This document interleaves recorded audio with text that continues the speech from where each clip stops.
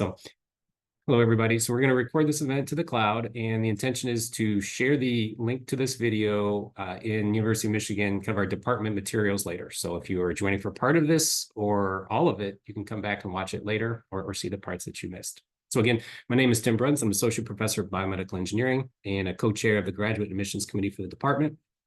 And I and Admissions Committee co-chair Brendan Baker will be going over some department information and admissions advice for the first part of this session. Also in this first slide is contact information for our Ph.D. graduate coordinator, Maria Steele. So briefly, I want to highlight the schedule for our event this afternoon. I'm going to talk for about 15 minutes or so about our program at the high level in the University of Michigan, and give a little bit of information about the graduate program itself with a focus on the PhD program. And then for about 45 minutes or so, Dr. Brendan Baker is going to give a workshop on the PhD application process itself. And so he's going to review some advice about key aspects of it, and it's a good time to ask questions about applications themselves. And then we're going to have an hour with a faculty panel. We have 5 or 6 faculty panel joining the panel ranging across different topics of biomedical engineering. They'll be able to give insights on what they look for in good applications, what do they look for when they recruit students to their labs, and also what other labs may be recruiting for, and also be able to talk about their own research. And then finally, we'll have a graduate student panel consisting of more than 5 graduate students in our current program who are between first years and fourth years, who came from a variety of backgrounds as well. They can talk about both their experiences in applying and getting into graduate school, as well as research activities that they do here. Excuse me. So our goal is also with this application workshop, certainly we want to help you prepare an excellent application for our program here, but really it's the advice we give is applicable to wherever you might apply, particularly biomedical engineering, but the general advice may work for any sort of graduate engineering program. So one thing I want to highlight, right from the start here at the University of Michigan, we have a focused mission to help the people of the world. Certainly we're a public institution, University of Michigan, so we focus on in part in helping the people in Michigan, but also the world itself in communicating, new knowledge, new academic values. And ultimately, we want to change the future. And as such, we have a really large student body. So there's over 50,000 current students. This is a large institution here. Many of those are undergraduates. We have a large graduate population across many colleges. So engineering, medical school, liberal arts and sciences, and others. And across all of them, it's a highly ranked institution here in the United States. We have over $2 billion of annual research expenditures. So this is just a massive research enterprise that biomedical engineering is a part of. Our department is a joint department between the College of Engineering and the medical school. And so we're one of the few BME departments that has our house or our footprint in both departments. So on the College of Engineering side, across the whole college, there's over 4,000 graduate students and 400 faculty. It's a top 10 College of Engineering program. We have 14 programs, and all of them are highly ranked. Well, with the caveat that some of the programs, like robotics, which started recently, is not something that's nationally ranked. We're the only top tier institutions with a robotics program. Some of our faculty are affiliated with that. We're also part of the medical school, which is a large and excellent program that's affiliated with the University of Michigan Health System or Michigan Medicine. We're one of the 9 basic science departments that's in the hospital system as well. So among our faculty, some of us, like Dr. Baker and myself, we are both tenured in the medical school, and many other faculty are tenured in the College of Engineering. But between our students are all members of the College of Engineering itself. Then we may have labs that are either housed in the hospital or in the engineering buildings, kind of across campus. Within our biomedical engineering program, we have around 160 current PhD students. So we have a really good sized overall program cohort. And we have about close to around 30 new students each year. So about half of our students are women, around 25% are international students, and it takes about 5 years to complete the PhD program. We have another 100 master's students, many of which are part of our 5-year combined bachelor's and master's program, but we have at least around 50 or so traditional master's students who may come in from other institutions or from here at the University of Michigan for a 3 or 4 semester master's degree. There's similar demographics for those groups as well. It's about a little over half women and close to 30% are international students. Additionally, we have about almost 500 undergraduate students. That's a student population that's been growing over time. So we have around almost 50 core faculty and well over 100 affiliated faculty. And any of these individuals are folks that you might be able to do or that you can match with as far as doing your research with. So you can be in an affiliate lab that's not a primary BME department as a biomedical engineering student. And around at least 25% of our graduate students are in affiliated labs. And as indicated by the list below, we have a wide range of research breadth within or affiliated part of our department, from biomechanics and imaging through many strong tissue engineering and neural engineering labs, and even a focus on engineering education. For the graduate curriculum itself, doctoral students in our program who enter without a master's degree will get a master's as part of the education itself. So around 30% of our students come in with a master's degree. So it's not a unique thing to come in with a master's degree. Back in the day when I did my PhD elsewhere, I had a master's at one institution, worked for a bit, and then a PhD. And we have students who come in kind of that non-traditional pathway as well. But we have many students, more than half of ours, that come in and they straight from their undergraduate degree towards a biomedical engineering PhD. And you may come from BME undergrad, but also many students come from non-BME undergrads, whether it's another engineering discipline like electrical or mechanical engineering or chemical engineering, or sometimes a non-engineering degree like neuroscience if you've got a strong technical background. But towards the graduate curriculum, we have students complete a 30-credit-hour master's curriculum, and this matches what traditional master's students will complete, including core courses in the life sciences, mathematics, and statistics, where you can select from a list of at least a dozen or so in each of these categories. I'm among the concentrations. So there's 5 primary concentrations for doctoral students, and there's 1, 2, or 3, or 4 core classes that they choose one of those for the concentration core, and then a list of technical electives within that concentration as well. Then we also look for students to take an experiential course, which is a type of lab course as well for hands-on learning. After completing the graduate curriculum, so a few extra words on the PhD curriculum. So we look for students to complete a master's towards a PhD. If students enter with a master's, we look for the relevance of the prior degree. And so there's just checks for graduate level math, life science, statistics, and laboratory coursework. So if you may come in, say, an electrical engineering master's degree, then odds are maybe you don't have a life science class. You might take that before we say, okay, all of your master's coursework is done. And then after completing the master's coursework, there's just 9 additional credits for the PhD, which is usually about 3 courses that you take across a couple of years. Additionally, there's a first credit seminar for new PhD students on graduate professional skills, which is another opportunity for you to really get to know your fellow cohort well. We use a formal matching process for graduate students to come in and match long-term with their advisors. So our program is not centered around doing like a year-long rotation. We have more of a shorter period where we look for students to match.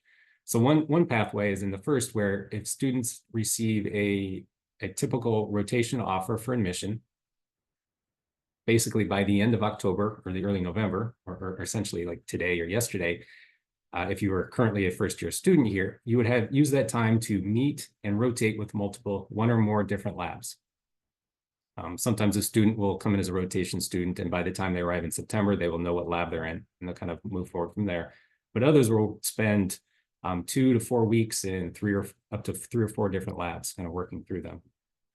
And then we look to get those students, set with a lab and then fully matched before the next semester begins. There are other students who may have a direct match opportunity at admissions, and they come in, and as soon as they start and they arrive here, they're matched up with one of the labs that are here. We do have a PhD qualifying exam at the end of the second year in the program. And this is not a weed out process, but it's something where we give feedback on student progress towards their research goals. And a key thing here is that our funding is guaranteed for 5 years. So tuition, stipend, and healthcare are guaranteed for students who are admitted to and matriculate into our program. Generally, that's through a GSRA. Basically, that's the fancy words for you're supported by your research advisor's grant. But there are students who may have an internal or external fellowships, and some students may be supported by a teaching assistant position. So here, the wording for that is a GSI, a graduate student instructor. We have a wide range of support and facilities. Here's some I'm showing on the screen, many different training grants that students may be supported on for part of their studies. Many shared and core facilities as part of the multi-billion-dollar research enterprise. And we have projects coming out of the Culture Translational Research Partnership that our department has. Beyond the PhD studies and research, there's a lot of other ways to expand your training. We have many fascinating biomedical engineering related groups, and there's PhD students may do participate in things like Sling Health, where there's I think it's a med student, engineering student, business student. They look at opportunities that are there gaps for healthcare and try to come up with novel ideas, for example. And there are usually a handful of students every year in the doctoral program who are doing an internship, usually at a company somewhere. There's many certificate programs where you can get a little bit more niche coursework expertise and a lot of entrepreneurial access and training here if you're interested. One of the things that really drew me to the program as a faculty a little over 10 years ago was the graduate student community here, which is fantastic. There's a lot of activities that are led by the Graduate Student Council, who are heavily involved with our annual retreat that's in the fall. They drive the orientation in the fall as well. There's also PhD recruitment activities that happen in January and February. There's a range of other activities that are shown there and some pictures of students in our awesome cohorts that we have. Finally, last thing I want to mention is that the Ann Arbor and University of Michigan is just a fantastic place to live. There's some numbers up top that Ann Arbor, where the university is located, is highly ranked. And it's this nice kind of medium to small size town that's really got a nice campus town feel for it. So there's restaurants and it's kind of city and art life activities. If you're interested in big time college sports, we've certainly got that here, as well as the arts. Big cities like Detroit are close, Chicago, Indianapolis, Toronto are not far away. And we get all 4 seasons here. So we're really working through the fall here with the beautiful fall leaves outside. There's a river that runs through town that folks kayak on and go tubing in the summer. And depending on what the global climate does, but we usually have snow every winter. So we feel all the seasons and have a good time year round here. So there's my kind of summary of the program, kind of giving highlights on everything there. Generally, we would look to transition into the kind of talking about the application workshop. What do you think, Brendan? We go there, or if there's any kind of quick questions, we could cover any quick questions about these topics and saving any application specific questions for the next session. Yeah, maybe take a minute or so for any questions about our program. I think one thing I like to highlight, and maybe you could talk a little bit about, is the wealth of T32 training programs that we have access to in this department. Or I could talk about it, but. Yeah, either. So and I'll kind of swing back a slide or two. And so by T32, for those who don't know, this is specific fellowships that are run or funded by the NIH, where a group of faculty have gotten together, put an application to say, we have a cluster of faculty and research excellence, and we want to really specifically train our students. I'm going to affiliate faculty for neural engineering, for example, and that specifically is similar to others listed here, where every year, 2 or 3 students receive a fellowship for 2 or 3 years. And there's additional overlapping students that are funded through that. And there are current students who are here, they apply for the program and they're selected. But it also provides additional funding for the whole research community, in this case, say neural engineering, but matching for other types of T32s here, where we have external speakers come in, we have an annual symposium, and we have kind of weekly seminar meetings as well that are kind of enhanced by this whole support. And so I believe, maybe Brendan, if there's one or other training grants you're a part of, it's similar sort of kind of enhancing the educational opportunities that we have in these T32 programs. Yeah, the ones that I have students on are the CBTP program, which is the one that gives students an opportunity to pursue an externship for a summer. Usually the second year of being part of that program, they'll go and spend their summer at a company. And I think it's, for my students, been a really great opportunity to get a feel for what industry is like and what types of industry positions they might pursue. And then the tissue engineering and regenerative medicine at Michigan, T32 is another one that it doesn't have an externship, but it brings in a lot of external speakers and gives students a lot of chances to meet with really high profile professors from around the country in a way that I think most most programs probably don't have that kind of access to bringing in these high caliber speakers. Are there any questions for Dr. Bruns at this point about our program before I jump into the application process? If you have a question, you can just put your hand up and then unmute. So there is one, yeah, there's one question in the chat. It's asking about the match process an applicant is considered for. Is that something you touch on later on? I mean, this is an admissions decision type of question. I don't think I directly talk about, I mean, you kind of commented on eligibility of students coming from an undergrad program in a non-BME path, and I think the same would apply for somebody with a master's. So the key thing would be whether the master's and undergrad coursework from a different engineering department meets the criteria. And as Dr. Bruns mentioned, there might be certain classes, certain areas like for MECI, probably biology would be something, and maybe statistics or biostatistics that would need to be taken in order to get that cover all the bases needed for the BME. Yeah. So for the mechanical engineering master's degree, I wouldn't see any issues as far as reviewing the application itself if there weren't any biology taken before coming in. Yeah, I think they would be competitive, and it'd be a question of relevant research and so on. And then to the question about matching process, yeah, that's on the admission side. So generally, and I don't think Brendan will touch on that in his next session here, but generally that's on if you are being considered for admissions and your primary focus is on one lab and that lab has the same sort of primary focus on you, that's where students may be considered for a direct match. And usually it's if that faculty is looking to target one individual person, or maybe they're doing multiple direct match offers. If a student is interested in multiple labs and there's multiple labs looking at them, then that's our typical approach, and there's rotation offers going out on that. And right now we're around half and half rotation and direct match. No, I'm sorry, it's about 1/3 direct match and 2/3 rotation in the last couple of years. There's another question in the QA asking about orthopedic biomaterials and orthopedic tissue engineering, and absolutely there are people working in that space. If you went to our website and filtered by biomechanics, that's probably how you directly find those people. But you could also go to the orthopedics research group website through the med school and see the people there that have affiliations with our department. And that would probably also point you to those people. Okay, if I don't see any more questions, I will share my screen.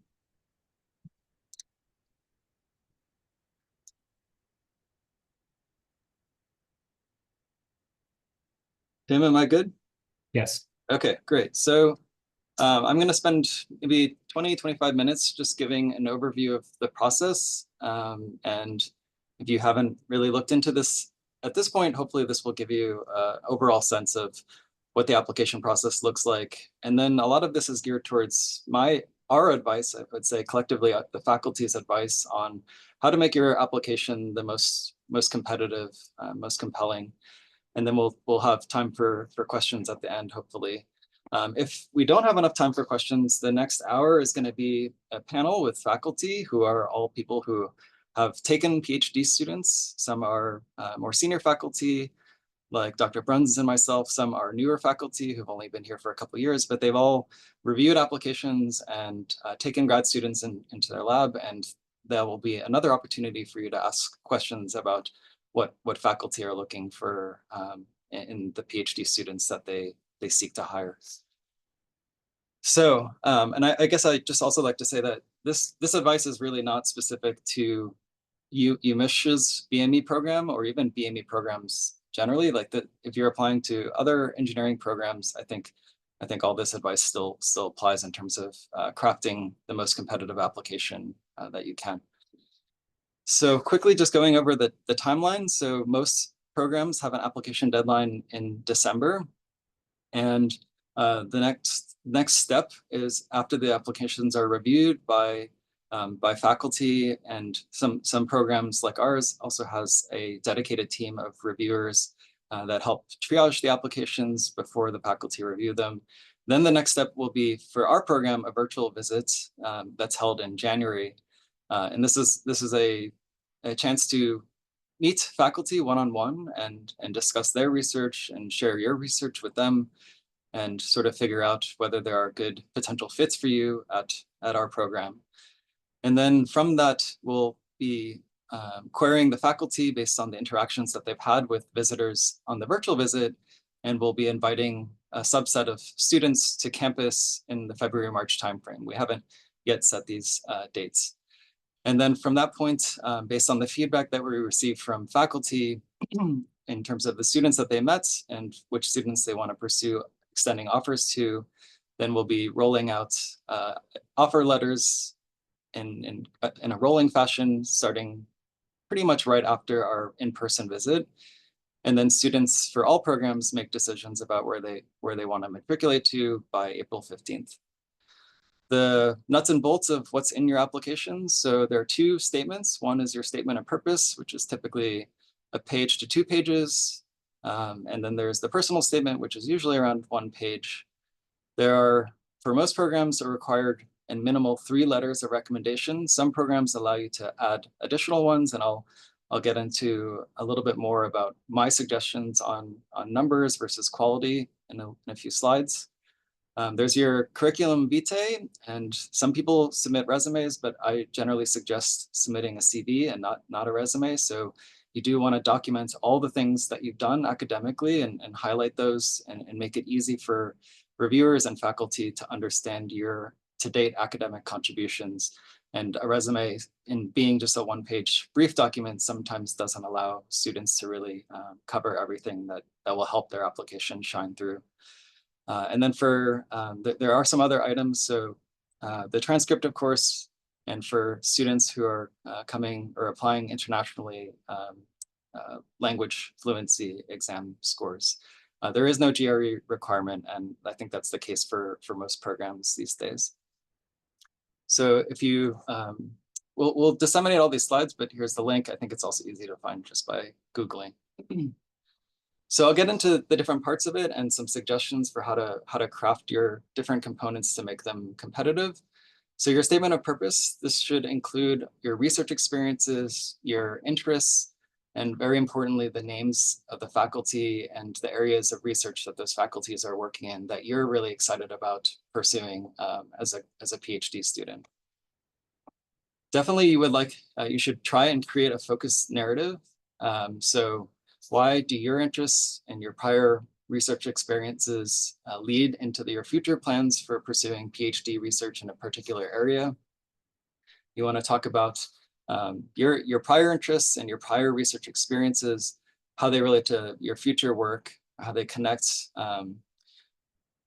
experiences that drove or demonstrated your research interests, and in particular, how fits with those goals. So why are there areas of expertise or particular people who are working in that area that mesh well with your future interests? And this is where listing specific faculty members and stating why their research is of interest and relevance to you is really important. So rather than just submitting a generic statement across all different programs that really doesn't cater that statement to the program, you really do want to spend some time investigating the different people who might be working in areas that you're excited about and comment on them in your statement as to why these are good potential fits for your research interests. You want to use your achievements and experiences to tell your story. So I would say don't essentially create a long laundry list of things that you did and just be stating one thing after another. Try to weave those different experiences into a narrative that sort of gives a sense for your trajectory and what's led you to wanting to pursue a PhD in the area of interest that you hold. Support subjective statements with evidence. So rather than saying just bluntly, I'm a motivated person, you actually want to give some concrete evidence for how exactly you've demonstrated that you're motivated. As I said, you don't want to be necessarily exhaustive and include everything if they don't really fit into a readable narrative of your research experience. So generally speaking, use your best examples that help you weave that narrative, but not necessarily all of your examples. Prioritize telling a convincing story rather than a comprehensive story. One thing that I think all faculty are looking for, so obviously there's lots of different features of students that are important for success as a PhD student. So things like creativity and intelligence, knowledge base, drive. But I think one thing that is certainly sought after by all faculty who are looking for students is just enthusiasm, so energy, initiative, and passion for working in a research area. So a PhD is a 5-year, potentially longer in some cases, but it's a very long time commitment spent training, and it's really important to have the energy going into this long training process. If students show very little enthusiasm about pursuing research, that's a very easy red flag for faculty to pick up on. So these are just some examples of text from some previous applications, just highlighting how different students conveyed their enthusiasm for pursuing certain research areas, participating in different opportunities that they had through a Europe program, for example, and just identifying faculty and why they're excited about working for a particular faculty in a certain area. The statement of purpose should include your key research experiences and interests and the names of the faculty that you're interested in working with, as I mentioned before. You kind of don't want to overdo this, so I suggest listing about 3 to 4 faculty that you've identified that are in areas that you're excited about. By identifying these faculty, when they review their application and see their name, that obviously will lead them to realize that you're interested in them, and that will raise their interest in you mutually. So this increases your opportunity for consideration by those faculty. And another suggestion that I have is try to be fairly focused about the areas of research and the advisors who are working in those areas. So rather than picking 4 different faculty who are doing, say, neuro, biomaterials, AI, and biomechanics that are all very distinct areas, you kind of want to pick maybe 1 or maybe 2 at most areas that in order to demonstrate that you have a focused interest for your future work. And I also suggest contacting faculty ahead of your application in order to determine whether they're taking students for the coming cycle. So obviously faculty are super busy, and you shouldn't expect that everyone will have the time to reply and set up a meeting with you.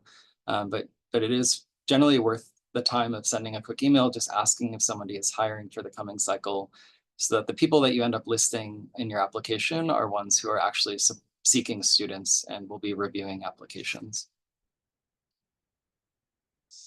Lastly, the personal statement includes information on, I'm sorry, I'm switching gears to the personal statement, not the research statement. So this is the shorter document of the two. And this is your opportunity to give us a little bit more sense of who you are as a person outside of research. So it's a sort of story of you and your key experiences in life that may not necessarily be research experiences, and how they're driving you to have an interest in pursuing a PhD, and specifically a PhD in biomedical engineering. So again, just like with the research statement, you want to create a focused narrative. You want this thing to be readable and sort of punchy, and to give some sense of who you are and how you're different than, say, the average applicant that's in the pool. So how did your life experiences lead you to research and a PhD? Explain some of the key achievements, or it could really be any kind of life events that might have fostered your interest in pursuing biomedical research and engineering research.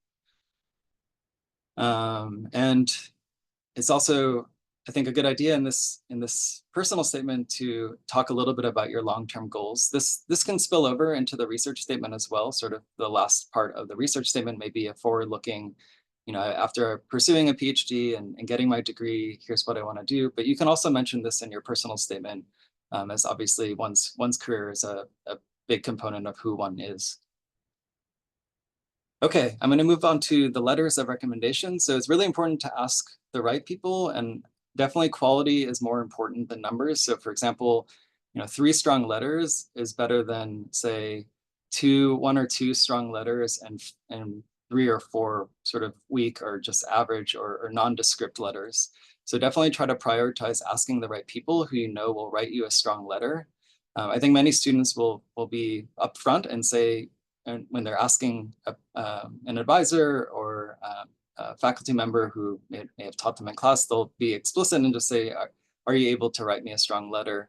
And I think faculty are equally upfront, and if they don't think they can provide a compelling letter, they'll usually be honest about that.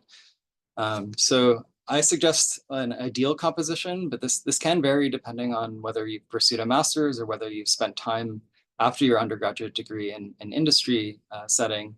But an ideal, I think, composition of letter writers is 2 who know you in a research context and 1 who knows you in the classroom, either because you took a higher level undergraduate class with them where you actually had some face time with that faculty, or maybe it's somebody who you TA'd for and who got to know you through working with you as a TA.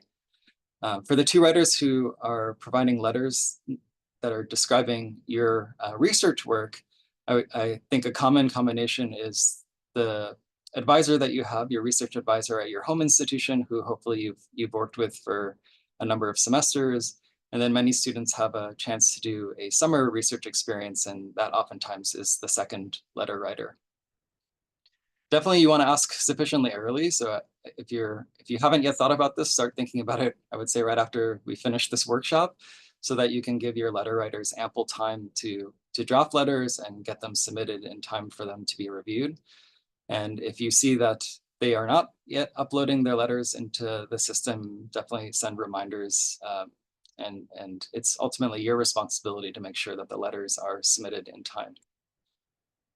For in terms of what you want to give your letter writers in order to have them be able to easily craft the strongest letters they can provide. So 1 would be your CV. I think 2 would be details of what you're pursuing in terms of grad school and what areas of interest you want to pursue as a grad student. And then I think a 3rd thing, which I don't have listed here, but I generally ask my students when they're asking me for a letter, is tell me what about your experiences outside of the research lab or outside of the classroom you think would be helpful in highlighting in the letter. So for the students who work in my lab, I obviously know them very well from a research perspective, and I can talk a lot about that in the letter without needing much input. But other things that they've done, say they've volunteered in various outreach programs, or maybe they got really into entrepreneurship and they joined some program that allowed them to explore that. Those are things I don't really know about. And so parsing through their CV very carefully to extract the more significant activities that they've been part of is hard for me to do. So I usually ask them to sort of provide a bulleted list or a rank ordered list of the things that they think have been really important experiences that shape their pursuit for a PhD. So basically help your advisors who are writing letters for you advocate for you and show that they know you well and they're excited about your application for grad school.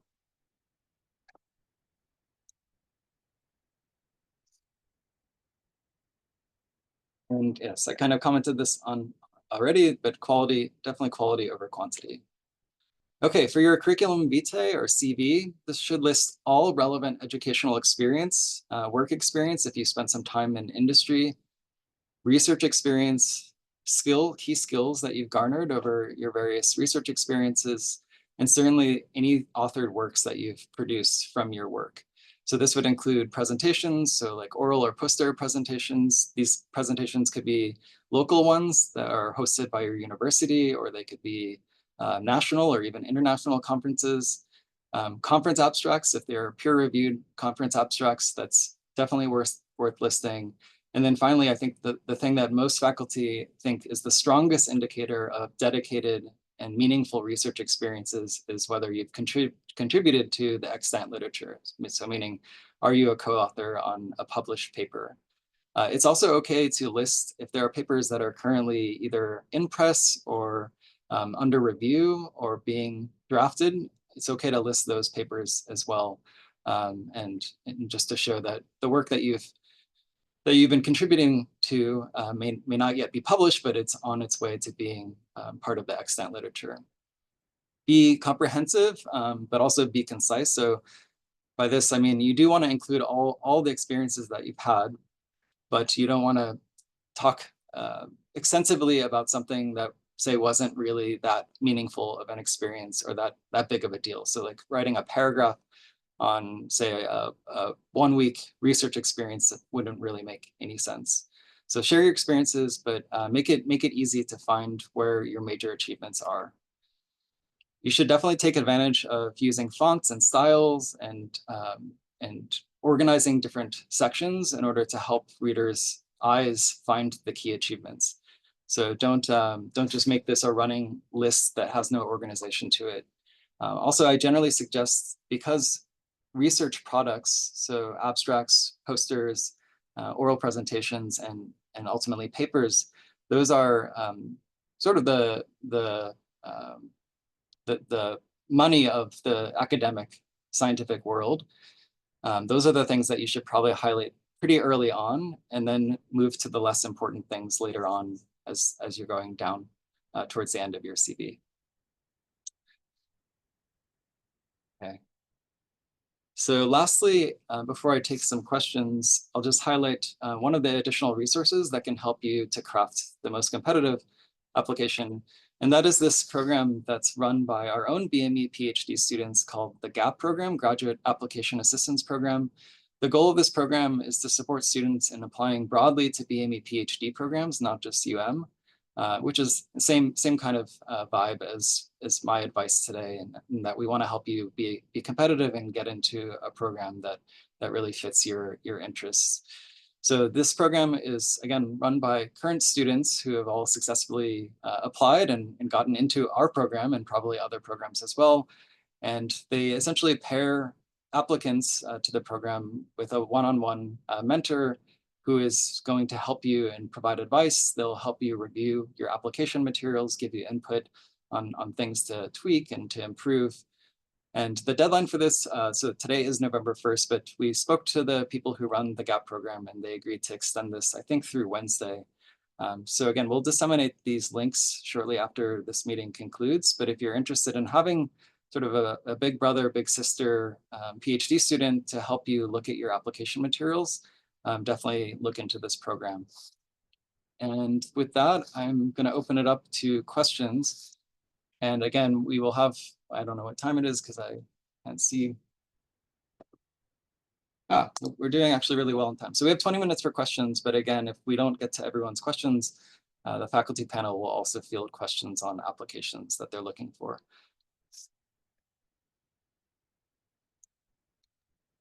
And I'm going through a few that have popped up in the Q&A posting, but one at a time here.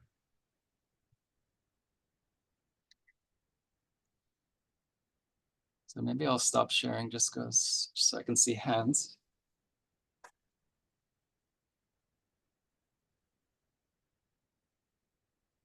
Did you say what you think is the most important part of an application? Or is there a most important part? I don't think there's. I think it's a composite that there are different criteria that are assessed from different components of the application. If I were to be forced to say what is the most important thing that I'm looking for, it's research products and seeing that the student has been able to commit to a research experience and contribute enough in that lab to actually make a meaningful contribution that led to some sort of research product. That's probably for me the most important thing that I'm looking for. But that's not the only thing I'm looking for by any means. All the pieces tell me something about the applicant. I'm similar as well in that research experience in general is a key thing for me. And it doesn't have to be, like, I do neuro, so it doesn't have to be neuro per se, but just research experience. And I look for letter writers having said, this person was excellent in my lab, and I would take them in my lab. That's sort of like, you know, if another faculty who had that student in their lab, that's usually a really key statement that I look for. I think there's a statement of purpose question here in the chat. I also see, was the prior question answered from Ahmad? Yes, I covered the PhD student transferred to MD PhD after finishing MS. That's in the Q&A. If you know, folks are curious about that, it's possible, but not typical, but can be done. Okay, so then the next question is the statement of purpose question. Yeah, along with there's 4 in the Q&A that I'm going to try to type through as well, or We could also just, I mean, we have some time, we could just move through them one by one. So what would be your recommendation on the ratio of research experience and your field of research that you want to delve deeper into in a PhD? So ratio of research experience and field of research. I'm not totally sure on this question, but my take on it is you're asking about what if your prior research experience is quite distinct from what you would like to do? And that's okay. So you definitely do want to spend time describing your prior research experience, because that's how you show that you have some skills under your belt. But it's totally okay to make a pivot in graduate school.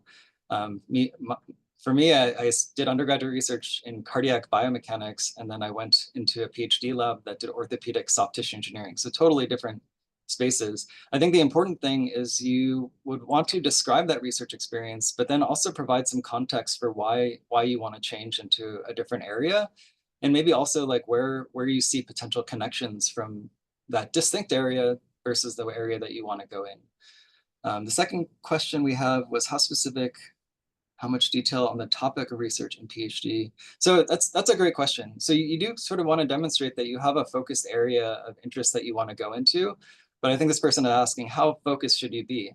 And I would say you want to know, so for example, Dr. Bruns listed the 6 or 7 areas of interest. I think you want to know at that level, what is the area that you would be part of at the program. So at our program, like I would want to see someone saying, like, yeah, I want to do tissue engineering, or I want to do biomaterials, but not necessarily like, oh, I specifically want to tissue engineer the kidney using polyester scaffolds. That would be far too focused, and would really narrow down the opportunities that you would have, just because there may not be somebody at this program who's doing something that focused. So sort of know generally the area that you want to work in, but I would say throughout the whole process, post-application and in the interview, be open-minded about the science. Thank you so much, Dr. Brendan. I mean, those were my questions. So can I actually clarify to my first question, please? Sure, go ahead quickly though. Yes. So pretty much like I want to know about, let's say if we have 2 paid for statement purpose, like how much of the ratio we should put on the research experience that we have done, like let's say 30% of it, 50% of it, and how much will we put in on the research that we want to delve deeper in the PhD program? Thank you. Okay, so I would say most of that statement is going to be your prior experiences. So probably 2/3 is going to be prior experiences, and then the final third is the outlook or the future work. Thank you. All right, so our next question in the Q&A, sorry, where are we in this? well, they're popping around the Q&A, but so I'm answering. Oh, we have some hands, yeah. Yeah, go for the hands, and I'll work through the Q&A. Okay, Jada, do you want to ask your question? Hi. Yes, I had 2 questions. I was just wondering, in terms of reaching out to faculty, if they don't respond, is there a drawback to still mentioning your interest in the statement of purpose if they're not accepting students? Yeah, it's hard to know if someone doesn't respond. It's hard to know if they're just not taking students or if they're just so busy that they're not answering emails. So I don't think it would hurt to still list that person. But Okay. if there's a program where you've managed to connect with 2 or 3 people and they are taking students, obviously like heavier loading of those people versus ones you haven't heard from makes the most amount of sense. Okay. And then my other question had to do with transcripts and GPAs, in terms of when we upload transcripts, or I guess when we list schools we've attended, does schools that we just took a summer class at count? If that makes, like, if it was a non-degree um seeking institution where we were just taking a summer class, do we still list that as education? I'm not sure about this. Tim, do you have an answer? Sorry. That's all right. repeat So the the question question? was like, if a summer class was taken at a non-home institution, do they need to provide a transcript of that? So if it's included as part of your degree progress or your degree completion, then you should try to include that with your application. And then, so any transcripts you're including with your application can be unofficial transcripts, but then prior to arriving on campus as an accepted matriculating student, then you have to have final transcripts at that point. So kind of the bottom line is if you want it to help your application, include it, even if it's an unofficial transcript. So my question is mostly not the transcript, because for my current home institution, all classes, whether it was at my home institution or an institution I transferred from, or summer classes at different institutions, that shows up on my current home institution unofficial transcript. My question is, when we list institutions we've attended, do we also include the non-degree seeking institutions where I just like took one class? No, I don't think you need to list that. Okay. Only degree seeking institutions are fine then. Yep. Yep. Okay. And what was And your then second question? Yeah, go ahead. and then my final question was mostly if actually no, I'll save that one for later. But thank you. Those were my two main questions. Thank you. Okay. Thank you.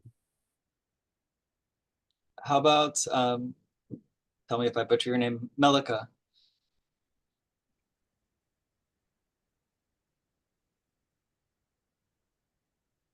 If you're talking, we can't hear you.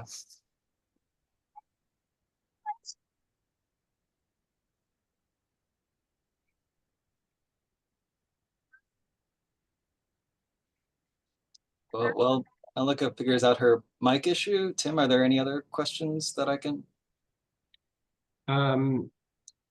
So let's see here. Here you go. What do you suggest for students who haven't been able to get work published? So I guess it depends on the specifics of whether there was work that just hasn't yet been published, or if there's no work at all. If it's work that you've contributed to and it's somewhere in the process, then I think you can list it on your CV. And then you may want to ask your letter writers to highlight, you know, if you worked on a project in so-and-so's lab and you're asking that person to write a letter for you, then you should sort of mention to them that it'd be great if they could highlight the work that you've contributed to, and also clarify or state that that work is going to be, you know, written up and submitted at some point. If it's this latter case of not having done any research at this point of applying, I would actually suggest not applying. I think it's too important to demonstrate that you have research experience. It's really the number one thing that we're looking for, and it's the number one indicator that a student will be successful in a PhD program, just because a PhD is, you know, it is the training process of becoming a professional researcher. So if you haven't really done any research at this point, I think it's very hard to know whether becoming a professional researcher is a sensible next step for you in your career. So if that's the case for you, I would suggest not applying and actually going and pursuing a research experience, maybe through a post-bac program or joining a lab sort of as a research technician. There's a number of ways that you can get involved in research that I think will make you more competitive, but more importantly, will tell you whether this is the right path. Because again, it's a 5 to 6 year long commitment of hard work, and unless you're really compelled to pursue research as your career, I don't think it makes a lot of sense. Ahmad, you're next up. Okay, I want to ask, I read in the website that students must take biology courses, but I'm a mechanical engineer. I didn't take any biological science courses. So does it affect my probability in acceptance or not? I want to apply for master's and PhD. It would change the nature of your needed coursework as a PhD student. Actually, Tim, maybe I'm misspeaking. There is some biology requirement that's being looked for in the undergraduate coursework, right? Well, it's not a critical part of the application process if a student's taken biology. But if they come here, they may need to take biology prerequisites to then before they take the life science requirements in the graduate degree. Okay, all right. That's kind of what I was thinking, but I know that for the math side of things, we are looking for certain level of proficiency in math, right? Yes, yeah. Often the math is maybe something like differential equations is a typical thing that many look for, at least in the neuroelectrical imaging side. We definitely look for advanced math to that point. We do have some listed prerequisites online where you're expected to have certain courses, but like certain number of engineering or physics courses, but then students can either waive one or take prerequisites. Like I had a neuroscience student come in, and so she took a couple of undergraduate classes in her first semester here. Melika, do you want to try again? Hello, Professor. Do you have my voice now? Yes, we do. I'm sorry about the previous time. Good afternoon, and thank you for your time and thank you for your information. I have some questions. For example, when one applicant pursued a bachelor's degree in, for example, non-related field to biomedical engineering, and after that pursued a master's degree or graduate level which related to biomedical engineering, and if this applicant want to apply to Ph.D. degree in biomedical engineering, which GPA of this level would be considered more? The master's which is related or undergraduate would be considered too? I think they would both be considered. So generally there is a little more weighting on the undergraduate degree because undergraduate program is longer and generally harder than the coursework during a master's program. But in the case of saying coming from an undergraduate degree in non-BME versus a master's degree in BME, perhaps in that case, they would be weighted a little bit more equally to each other. I think with the GPAs, we're just generally trying to get a sense for academically, has the student excelled? And the reason we want to know that is because that will be an indicator of how well they'll do in our program with the coursework that will be expected of them.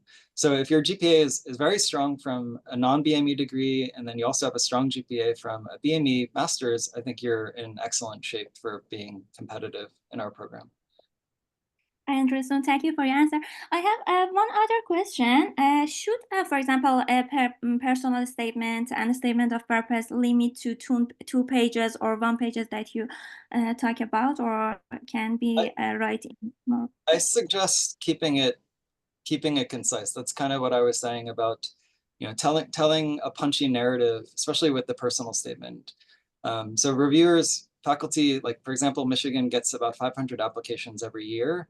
And there's 50 faculty, so you can imagine that the amount of time that each faculty has to read through the application is fairly limited. So you don't want to drag on your story longer than it needs to be.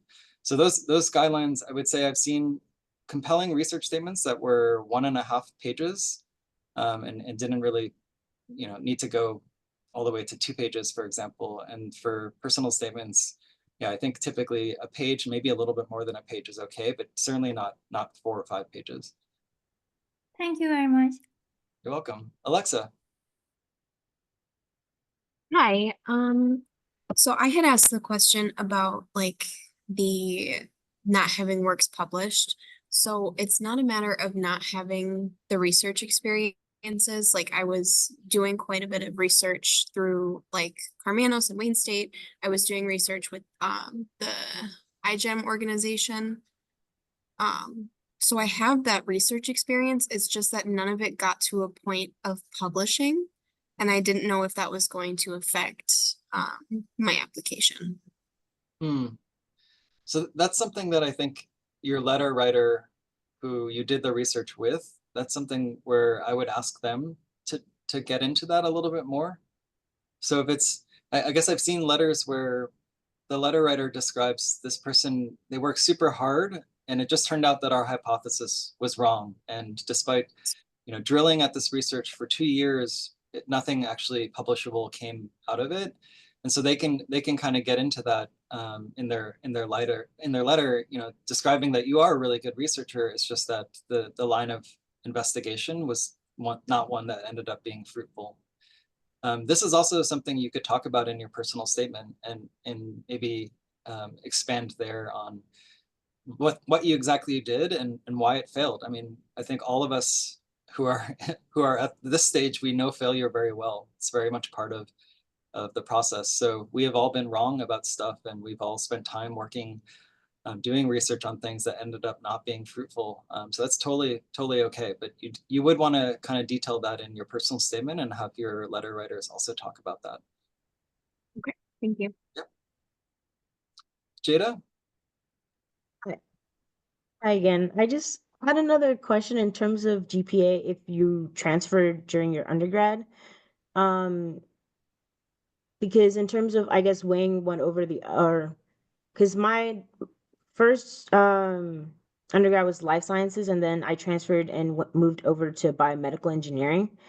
And so I was just curious when, I guess, which degree or which GPA would matter more, because the other issue is that I went to a military academy, and so my first institution, the GPA isn't necessarily all academic.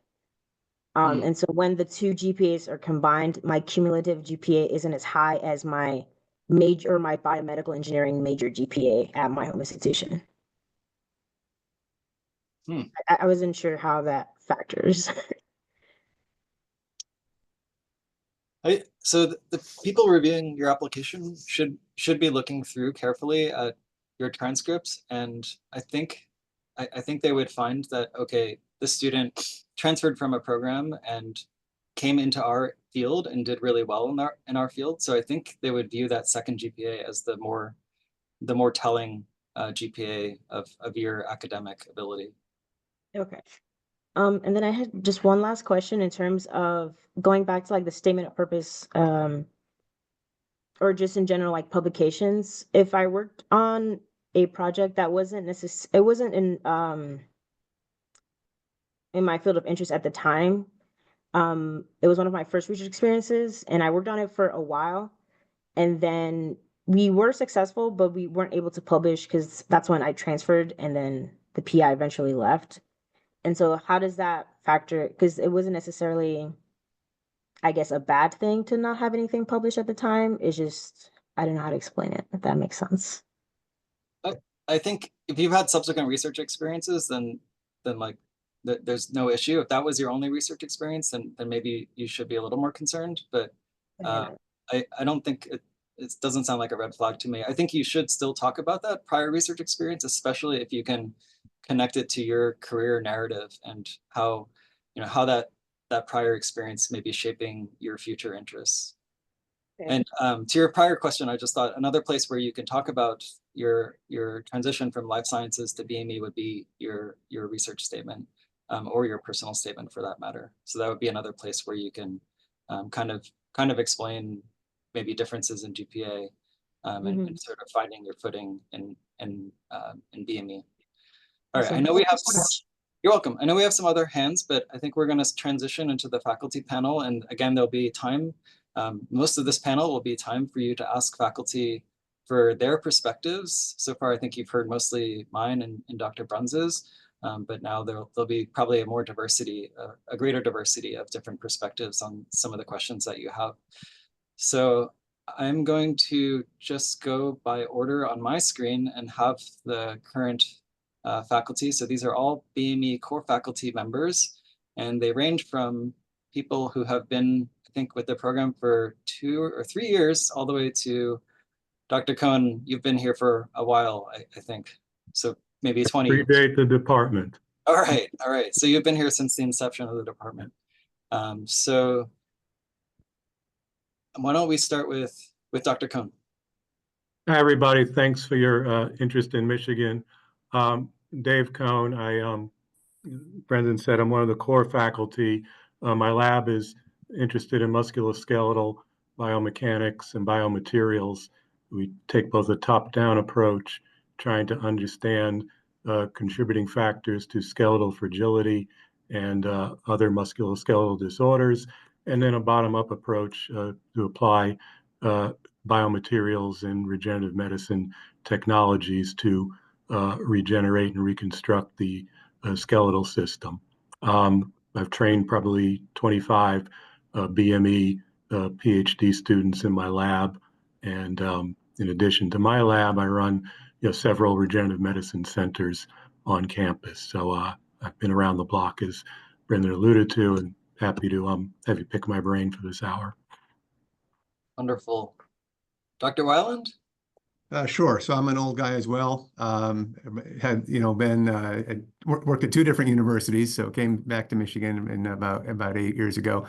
Had I think 31 current with current graduate students. I mean, we're not like no one's keeping score or anything, but both Dave and I have had a lot of graduate students. Let's just say. So my work is primarily in the visual system, trying to treat visual dysfunction with bioelectronic implants or wearable electronic systems. And we use animal models. We have done work in humans in the past, and we study everything from basic fundamental responses to the retina to how the brain of humans reorganizes in the case of blindness and in some cases sight recovery. So happy to answer your questions about how to make choices about where you want to attend graduate school and what I think are certainly for what I think are the important things I look for in a graduate student. So please ask questions. Thank you. Dr. Wu. Hi, so I'm Connie. I'm one of the newer faculty here. I've been here almost 2 years now. So I'm in biomedical engineering and also the Life Sciences Institute. Our lab focuses on both RNA therapeutics for applications in cancer, as well as the development of ultrasensitive single molecule detection platforms for diagnostic applications. Thank you. Dr. Nordsleden. Hey, everybody.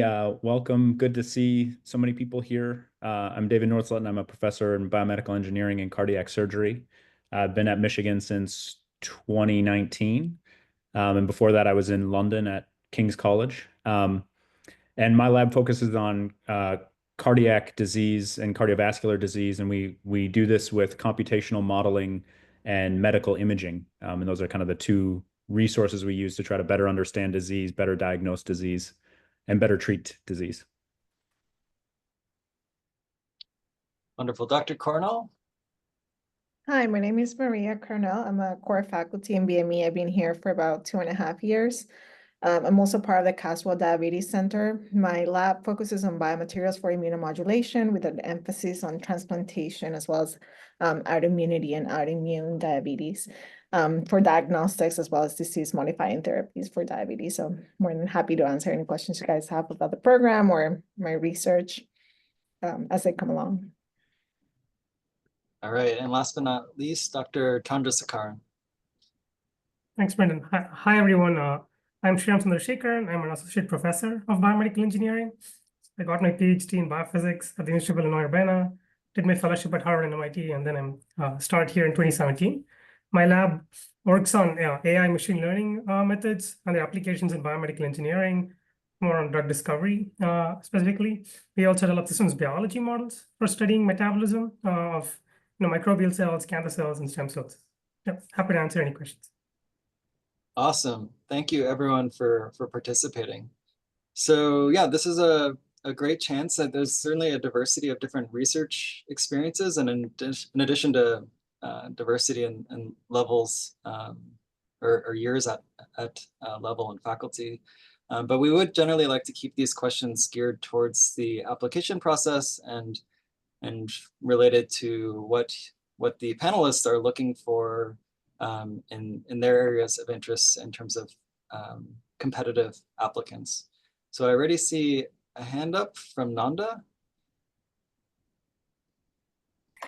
Hi, thank you so much for taking your time to answer these questions.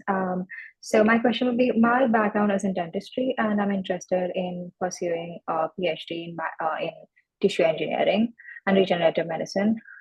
So my transcript, and I'm an international applicant, and my background and my transcript is mostly biology and not mathematics. So I just wanted to ask how much of that would factor in the application process.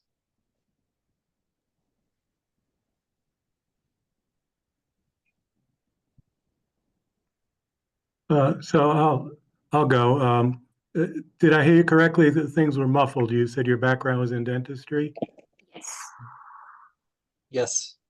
Yeah, so yeah, I'm cross-appointed in the dental school, so I could speak to that. I would say maybe 10% of each of our grad classes come from a life science background. There's a couple of considerations. One is the ability to transition into engineering and handle a more analytical and quantitative course load, as well as research theme. The other is maybe more important. Do you like it? It's very different than a life science education. We have listed prerequisites for the grad program, and it's not meant to be a checklist. It's meant to be what an average student would need as foundational engineering groundwork to do well in the grad program. So you could stick your toe in the water and take these courses both to strengthen that part of your background, but also see if this change in program is really to your liking. I think the key is, do you have the foundation to do well in the grad program and in research, which is likely more quantitative and analytical than if you were to go to a grad program in the life sciences. So, like I said, I think every year, 10% of the class comes from a non-engineering or life science background. All right. Thank you so much, Dr. Khan. All right, our next question from Nathaniel. Yeah, thank you. Yeah, so I did biomedical engineering. I studied biomedical engineering for my undergraduates. Yeah, but I have about 2 to 3 years experience of research.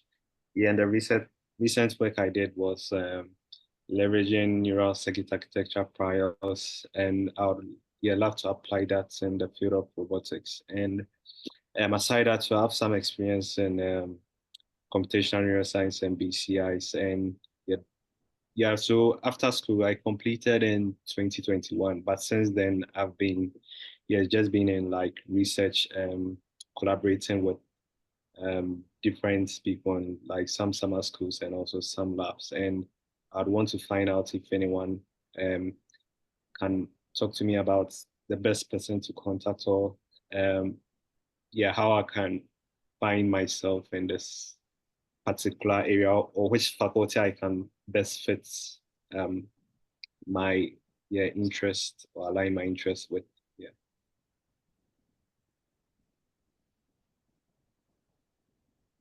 So I think I heard you, I'll try first. I think I heard you say that you have an interest in BCI and have had some in computational neuroscience, and you've had some research experience in that aligns with your interest. Is that correct? Yes. Okay, so we certainly have faculty who work in those areas. I would say Cindy Testick is one. Deanna Gates is, so in terms of core faculty, Cindy Testick, Dr. Bruns and myself work in neural engineering, but not necessarily BCI. Dr. Lemke works more in spinal cord stimulation, so that's our core faculty. And then sort of to the affiliated faculty, there's Dr. Gates, who works in kinesiology and robotics, and they work on brain control of prosthetic limbs. So I think that, and then Dr. Drelos, who is, if you're looking for more of a computational aspect, she works very much in real-time optimization of neuroscience experiments, which is a fascinating field that handles basically getting a handle on the amount of data that we can collect from these experiments by finding out what's the most valuable experimental paradigm to run, and then what to run next based on the experiment you just ran. So lots of people to talk to here. And I would say that your best opportunity is to reach out to them and let them know that these are your interests. And They may or may not respond. It's, but hopefully you do get a response and you're able to talk to someone and they can, give you some guidance or let you know if there's openings in their lab, or just give you some general guidance. I would say more often than not, you're going to get a response. In fact, most of the time. So yeah, and now is the time to do it, right, while you're applying. And because what will happen in, I suppose, December is those of us that are looking for students will remember the people who have reached out to us and who we've had conversations with, and then we'll go find your application, right? And that can only help you. So I would say, individual, try having an individual, look at our website, look at the affiliated faculty, not just the core, and try to have those conversations with them in this month. Okay, yes, yeah, just a follow-up. So the best time to send an email, would it be during the week or the weekend? Yeah. Oof. I think it's really very personal based on how people respond. I'm somewhat compulsive about reading emails. I know others who only look at their inboxes thoroughly on Saturdays, right? So everyone has their own email habits, and so I just can't answer that question for my colleagues. Okay, thanks. All right, now our next question from Jada.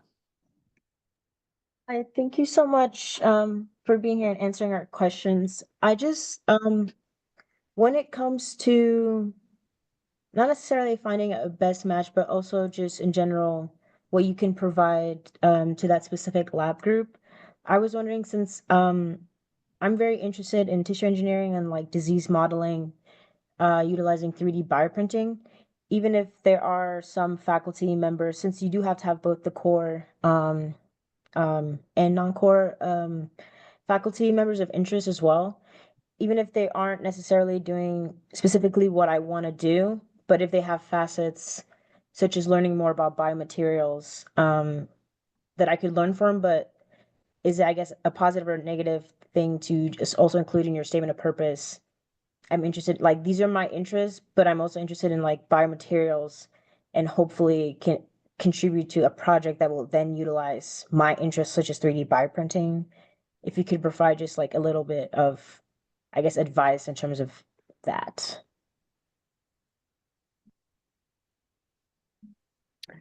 Maybe I can take that. I would say that it doesn't necessarily hurt to include this. I think it's actually a positive.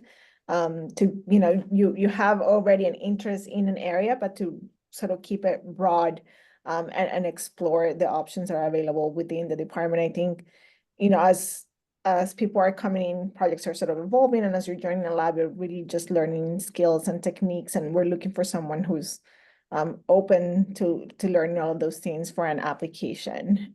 So I think it doesn't really hurt to say that you want to sort of explore an area or field and not narrow it down to the specifics. I think that gives you a broader range of faculty that you can talk to as your application is being read and you're coming in to talk to these faculty. So thank you so much. I'll just add that how you phrase it is important. If you phrase it as like, I only want to do this in grad school and it's very specific, that could be negative. But if you say like, I think this is really interesting and it would be cool to pursue this, this intersection of biomaterials and printing, that wouldn't be viewed as negative in my perspective. All right, our next question from Ting. Hi, can you hear me? Yes. Okay, so I just had a question about like the admissions process and like reaching out to professors beforehand. So hypothetically, if we were to reach out to a professor and set up a meeting with them, and they say that they're like super happy to take us on, or they say in that like informal meeting that they'd really like to support our application, how does that like go forward? Because I'm based in the UK, so I just wanted to like learn the sort of differences. So I'll speak for our program, but I think it's reflective of most programs. There still is this official PhD application process that you would then need to go through. And if this faculty that you've had this prior meeting with is supportive, they will be your proponent throughout that process. For most programs, the faculty need for students and for and the support that they have for the students are driving factors in admissions decisions. But yeah, there still needs to be the application process of submitting the application, coming for a visit, or in your case, if you're international, then being interviewed by Zoom by multiple core faculty. All of those things would still need to occur. Okay, I see. But it's definitely like still plus if like there Yes. is at least at Yes. least okay. Thank Absolutely. you. Yep. Siang. Hello, thank you so much for having this session. So my first question is about what are the qualities that you are looking into the candidates?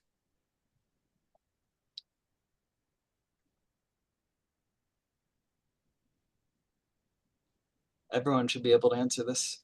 And I kind of want to hear everyone's answers because I bet there is some variety. Okay, so I'll jump in and I'll be a little brief though and give my colleagues some time. So research experience, and I think to me the ideal research experience for an undergraduate is where you find something. And I know maybe it's too late for you guys because you've already gone through your undergraduate. So don't think what I'm about to say is going to doom your application, okay? But if you've kind of found something early in your undergraduate career and you've stuck with it, and you have a product, so something you've really said, this is really interesting to me, and I'm going to be persistent in sticking with this lab and then producing a product. So 2 years of being in the same lab and having something to show at the end, to me, is something that would stand out. All right, I'll go. I look for a fire in someone. I look for the research experience, but more than the bullets on the paper, what was your contribution? Did you have autonomy in what you were doing? Did you able to set any directions or versus just being a taskmaster? So being able to talk about what you research that you've done, put it in context, understand the bigger picture and why certain things were being done, as opposed to why'd you do this? Well, I was told to do this. So I think those are the bigger things, and avoid just having bullets on your resume, but make those bullets meaningful, that you were an important contributor in some way. So I think those few things, but some streak of independence and some fire and energy in you. So I agree with everything that's been said. I'll add that like generally what would stand out more to me is that if clearly the students definitely has shown like real genuine interest in the research in your lab. So like by clearly having done like extensive research into like the work that's being done in lab and asking like specific questions, I think that's always impressive. That always stands out on top of everything that Jim and Dave just said. So.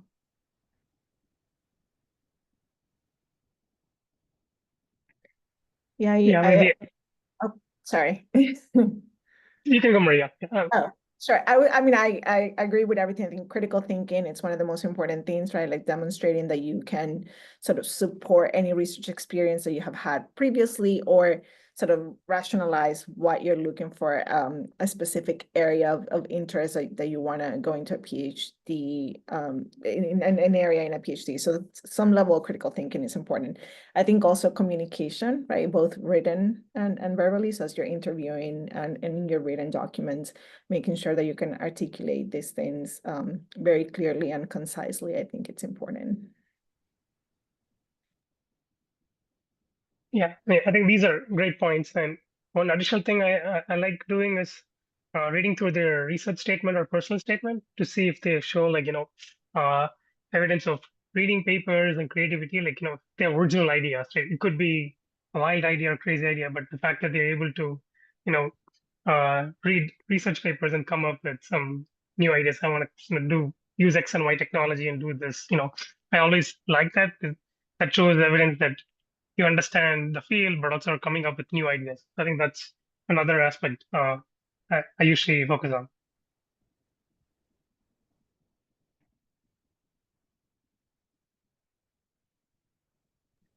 David, anything you want to add? I think we covered most of the things. I mean, really, what I'm trying to get a feel for when I look at an applicant is some idea of really this being a passion of yours, and the topic, the research that you're interested in or you're wanting to do is something that you're really motivated to do. And it's hard to kind of get that across sometimes in an application, but if I can get a sense that somebody is very motivated to do the research, and then usually I try to look for some sense that why you're doing this. So like beyond wanting to get into our program, so why do you want to get into the program? Where is that going to take you longer term? Because that helps me to understand really what your motivations for doing a PhD are. And it also shows me that you're kind of more serious about coming to Michigan and what it could do for you. Okay, thanks everyone. Samya. Hi, I'm audible. Yes. This is for Professor Chandrasekhan. So I wanted to ask, if, as I was in a, I have just done completed my undergraduate, so I have done variety of projects. Just couple of them are only biomedical related. Will it be counterintuitive for me to list the rest of them to show that I have a lot of disciplinary experience, or maybe I should just focus on one or couple of projects that I have of biomedical? Yeah, if it emphasizes your engineering skills, like in quantitative skills, that's definitely worth listing. But I think, as in Dr. Weiland earlier said, like having one or two deep dives in certain projects that usually, like shows that you're committed to certain aspects of the work. So you can always list other projects to show that, you have acquired all these different skills, but then maybe you could talk about a couple of things that you're really passionate about.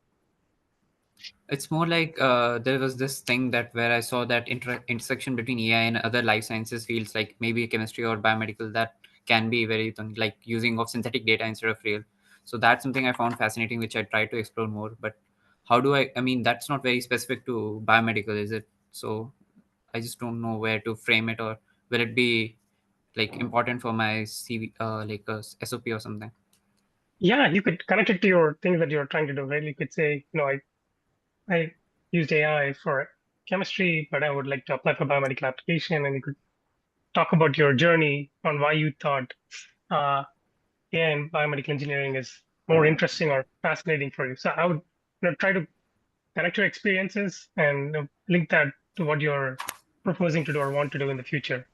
So I would add that, in some ways you may stand out, right? If you have this like fundamental deep knowledge, I think you said chemistry, right? That might be something that someone in BME says, oh, wow, this person has had a solid foundation in a really fundamental way.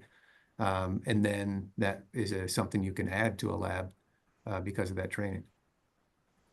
Exactly. Thank you, sir. Thank you, Chandrakishore, and well done, sir. Thanks. Okay, our next question is from Xiao. Hello. So I'm actually have a questions regarding to the contribution to the society. Let's say if the person have all of those like experiences working, helping other or contribution, would that also be a part of consideration in the applicants? Maybe I should emphasize a little bit further. It's like maybe it's not directly related to research, but also is related to communities, even like schools or people beside from the school.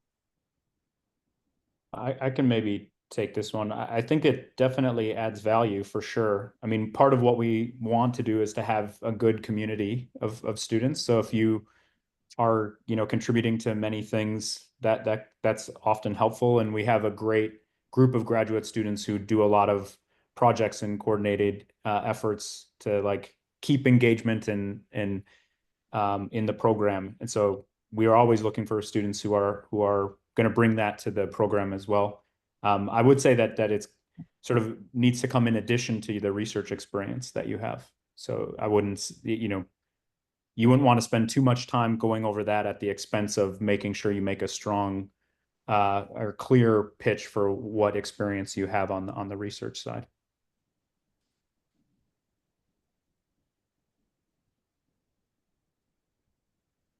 Okay. Etienne. Hi, I had a quick question about just special instances. So I am currently a PhD at my university right now, but the reasoning is I had taken a research project later on during my graduate. And in order to finish and publish my results, I had to take on first year as a PhD student. Will that negatively reflect within a PhD application? I know I have spoken with some professors before, and some professors may be hesitant because they see the PhD title, so they believe they're just trying to transition or they don't have that drive. So I was just curious if I were to describe my situation, if it would help explain why I would like to pursue a PhD with Michigan, specifically in neuroengineering.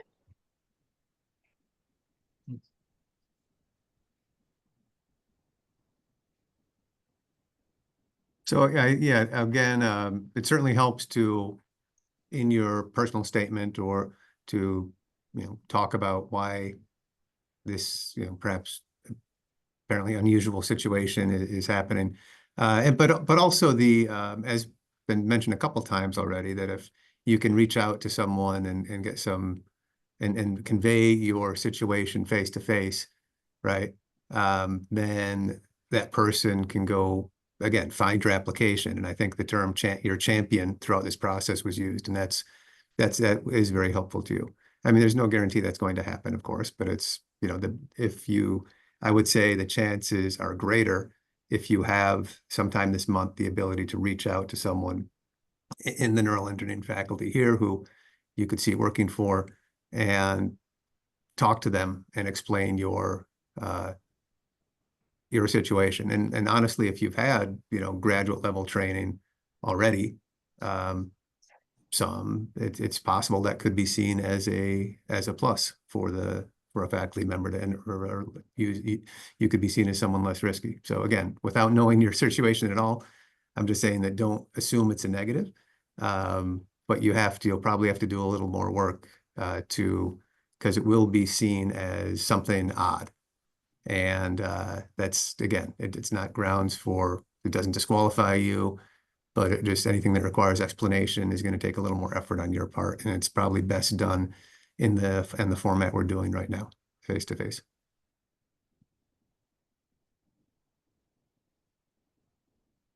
I'll just add that transfers from PhD program to another PhD program do happen. I think what's important is that you're communicating with your current advisor and that they're supportive in the transition, and having that come through in the letters that they're providing is a key piece to reviewers seeing that.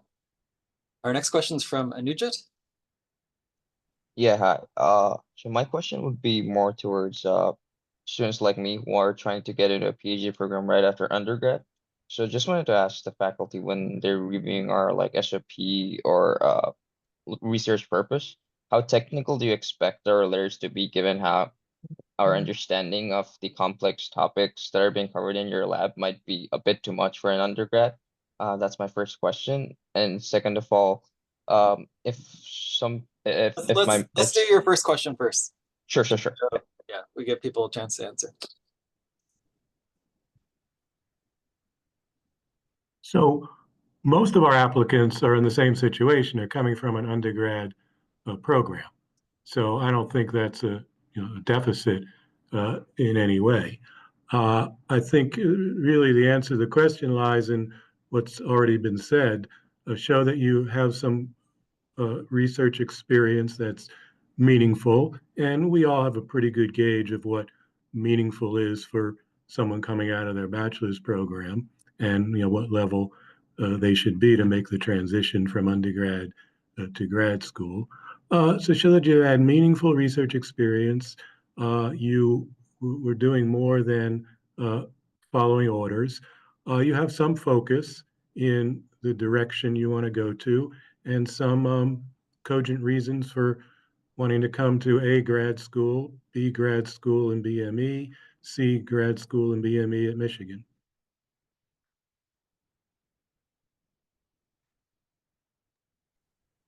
Any other thoughts on, I mean, as Dr. Cohn mentioned, most of our students do come from directly from undergrad.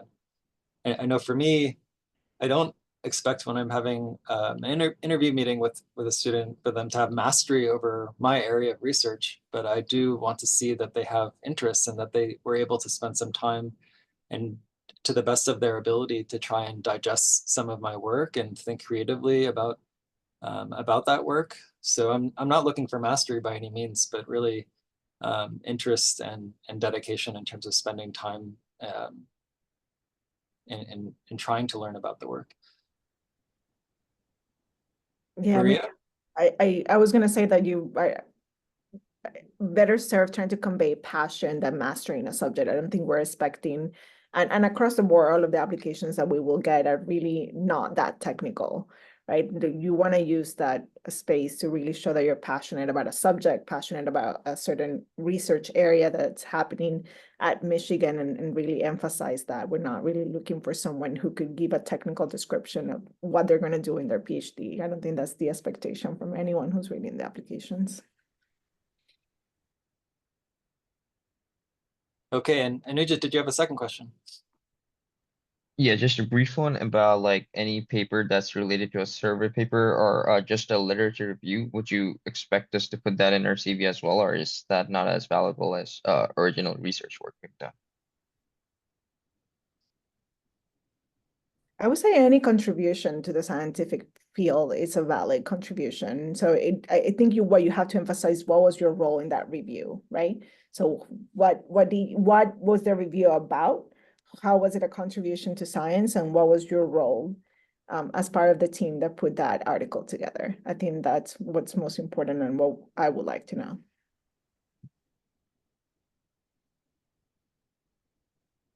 Okay, Sian? Thank you. I have a really brief question. So I wonder, like, so since there are many faculties right here, do all of you expect students to reach out to the faculties in advance, or what should the student do in advance? If you have any recommendation on that.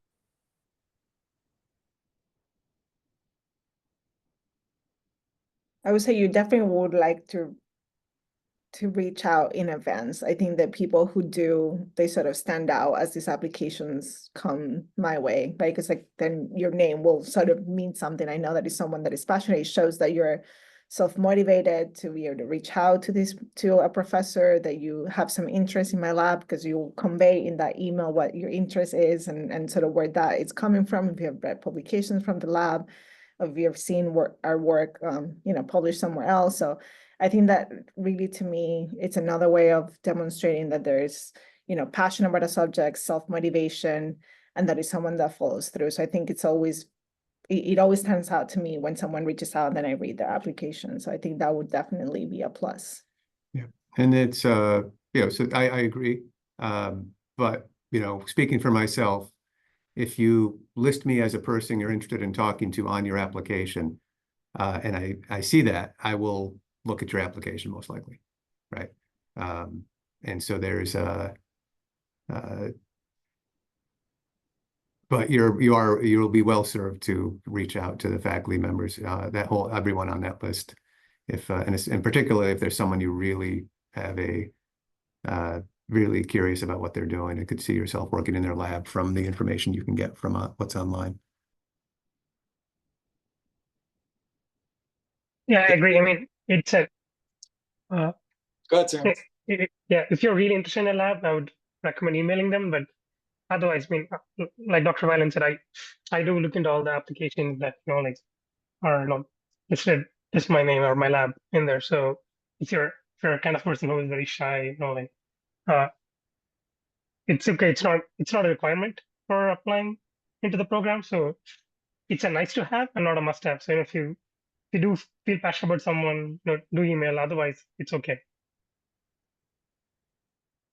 Yeah, I'll just add, it cannot hurt, with the exception of if you craft a bad email. And just as an example, yesterday I got an email from a student saying they are in love with my bioprinting work, but I don't do bioprinting and have never done bioprinting. So that certainly doesn't help them.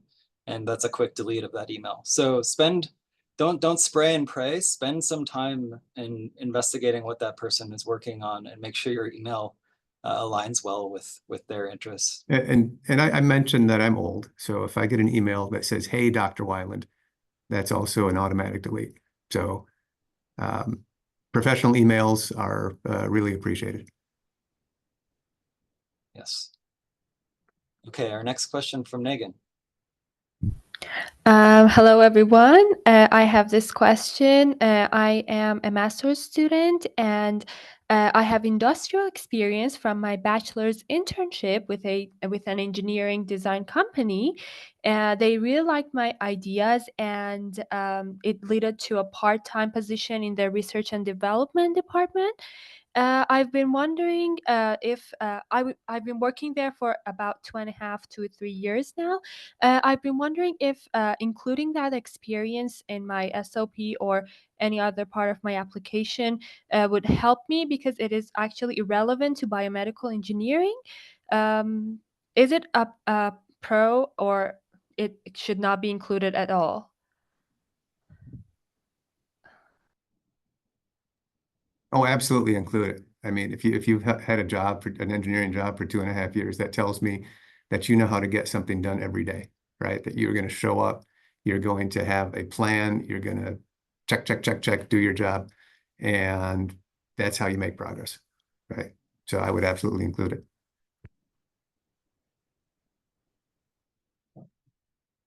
Thank you very much. Any other just general thoughts about students coming from some time spent in industry?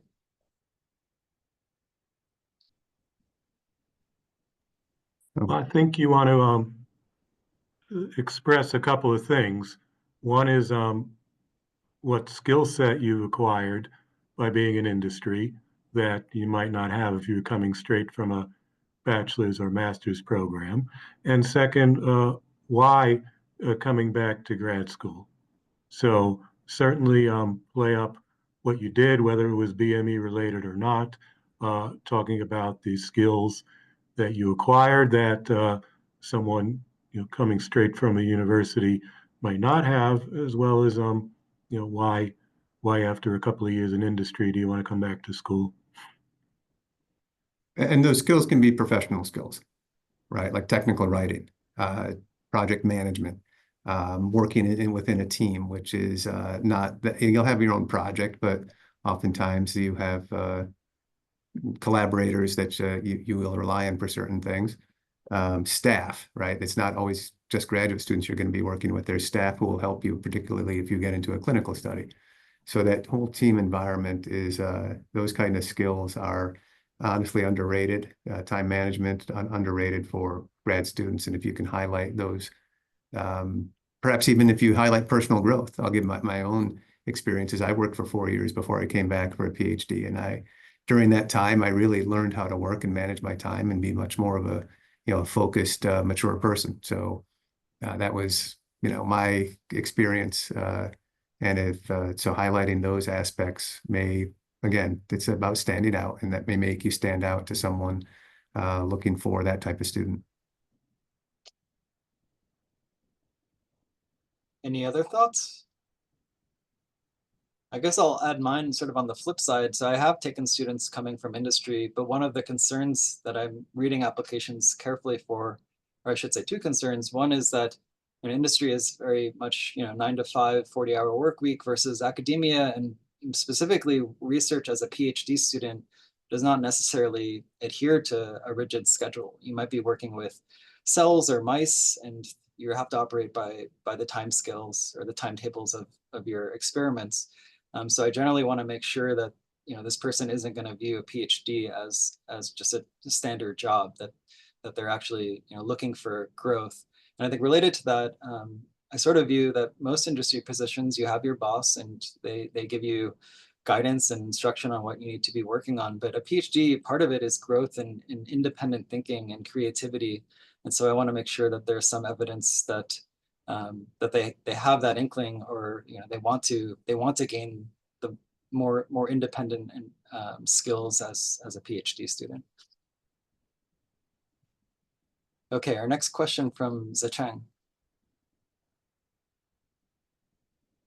Thank you everyone for hosting this session.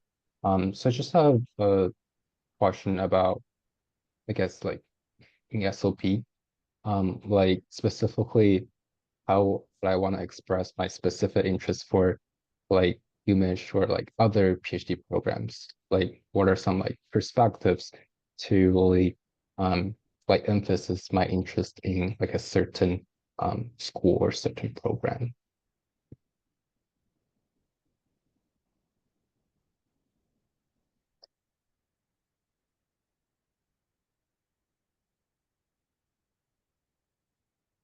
Well, I would just be genuine. I mean, there's a reason that you're here today. There's a reason Michigan's on your list, so just express it. Make it as straightforward as that. Yeah, thank you. Because I mean, like beside like really interesting like certain faculties, I mean, um, I mean, like there could be also like other perspective, for example, like interplan like like collaborations among other departments or like some general like resources like the campus like that, and just kind of curious if there's like more perspective like that like can be considered or yeah, just some general thoughts would be helpful. Yeah, no, I mean, those are all really valid reasons for Mhm. applying to Michigan. You want to show that you've done homework on Michigan, you know what's going on inside the department and the university in general, that you have a focused area of interest, and there's faculty 1, 2, 3, 4, 5 in that area at Michigan that you've done some homework on their labs. So I think what you're saying shows that you've done some homework. It's just a matter of expressing it in the application. Okay, yeah, awesome, great, thank you so much. Just so yeah, the number one evidence that you can provide is the interest in particular faculty. And sort of next level to that would be that Michigan has a focus in multiple faculty who are working in the areas that you're excited about. And then I think tertiary would be that there's infrastructure that's part of that research interest. So for example, Dr. Cornell's part of the Caswell Diabetes Center, and if you did your homework and you sort of looked into this, mentioning that you're really interested in working diabetes, Michigan clearly has a strength and focus on this area, and you'd be really excited to be part of that system. These are all things that would help show that you did your homework and are truly interested in our program. Awesome, thank you. Yeah, you're welcome. Next question from Ahmad. Thank you for accepting my question. And my question is that I have an intention to transfer from PhD to MD PhD after finishing the 2-year master's. Should I mention this intention in my application or not? Thank you.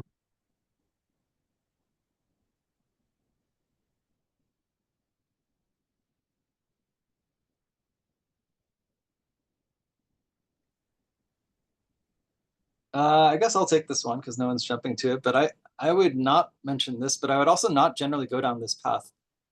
So it's very rare to transition from a PhD program into an MD PhD program. These are very divorced systems, and the number of like the communication between the MD PhD program and the PhD program for a given department is none. They're very separate entities.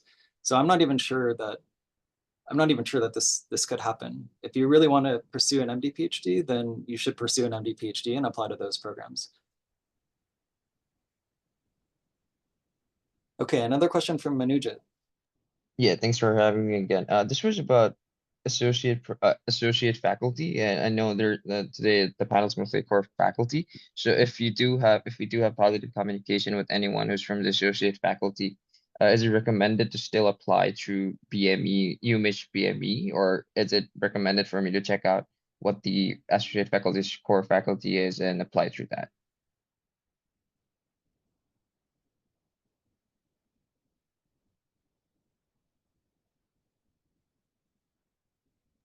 Okay, so I think I'll just rephrase the question. If an applicant is primarily interested in an affiliate faculty, should they still apply to BME, presuming that your background is in BME, or should they apply to the core, the home department of the faculty that they're interested in.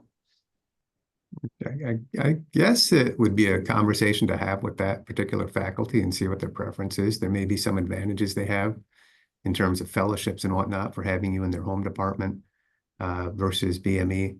On the other hand, if they're agnostic or they actually prefer BME, then that would they can still advocate for you, right? I mean, they can still support your application in a way that if you were just to not contact them, you would not have that benefit. So I think my thoughts are that that's a conversation to have with that individual faculty.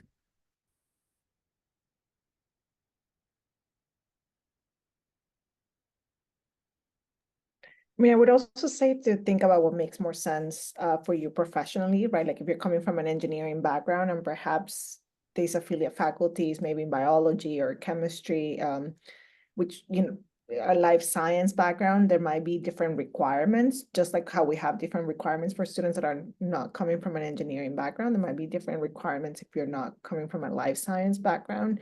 So I think it's also important to think about what makes more sense career-wise to pursue. I think you could do research across the boundary. I think BME is very interdisciplinary, and as Jim said, there are affiliate faculty within the department that can still advocate for you. So I think it is a conversation to be had to the person who you're interested in working with, but also to think about what makes more sense career-wise, and also in terms of the PhD requirements, really what are sort of the skills that you will gain from those requirements that will benefit you professionally in the future outside from the PhD program. I'd also probably look at both departments and say if, working with that particular faculty member doesn't pan out, I'd probably look at which department has other faculty that you would also be interested in working with, so.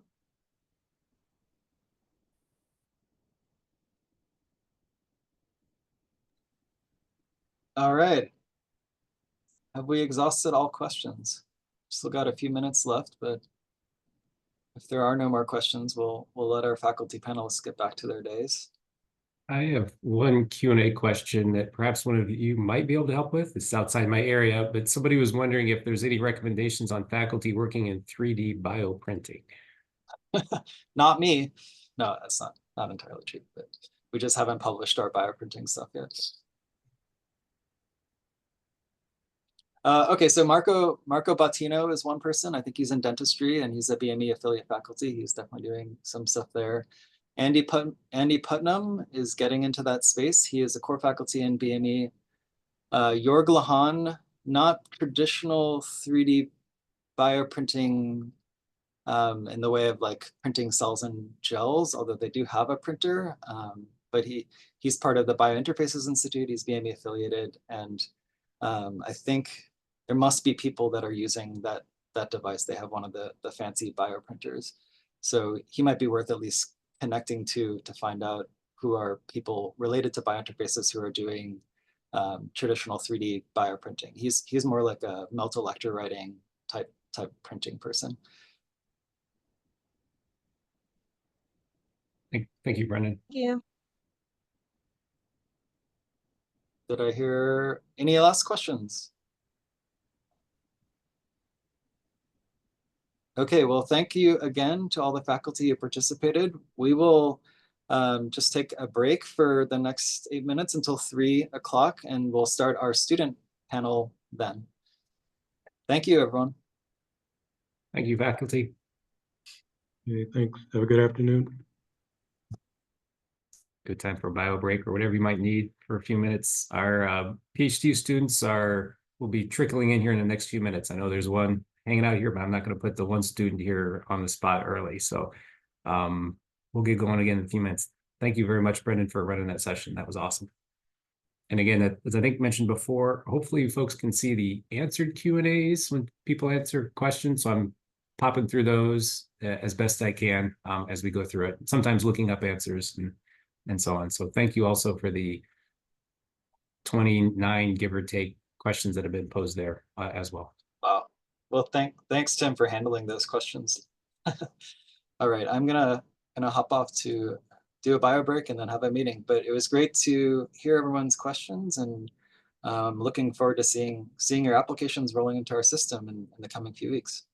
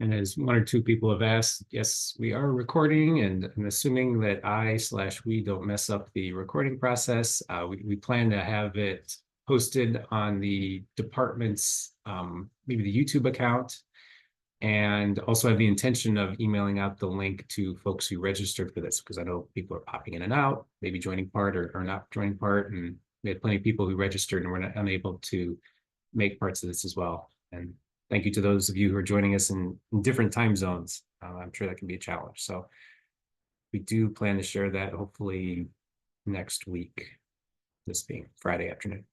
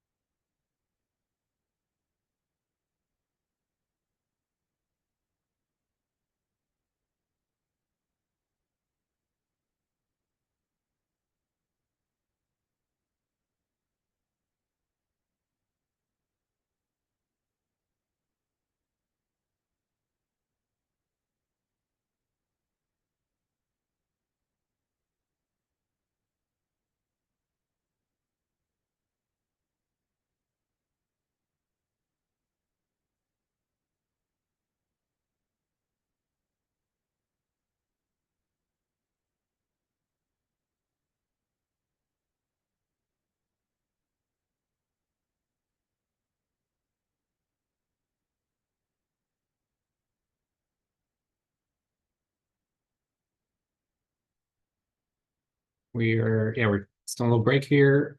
I'm working on one open Q&A question, but I see that Abhishek has a question. If this is kind of a not related to the student panel quite yet, but if you want to ask your question right now, go ahead, Abhishek. Thank you, Professor Tim. I just had one quick question regarding the part of the SOP where you talk about professors and their work. So when targeting that part of the essay, generally we tie into the professor's work and then our interests and how it aligns with it. And then would you recommend like almost suggesting like a proposal or an idea? Because based on the resources that, that's like public, from the lab and the website and the publications, we're not able to get like the full idea of it, right? So would you recommend that, or would it be like kind of like presumptuous or something like that? Well, I wouldn't call it presumptuous necessary, but I don't think you need to do that. I think your first half where you express interest in a faculty or multiple faculty and a sentence or two or why you are interested in their lab and maybe what's your skills and background that might align with their lab, that would be awesome. Going beyond that, I would maybe save the ideas for if you have opportunities to interact or correspond with them directly. Awesome. Okay. Thank you, Professor.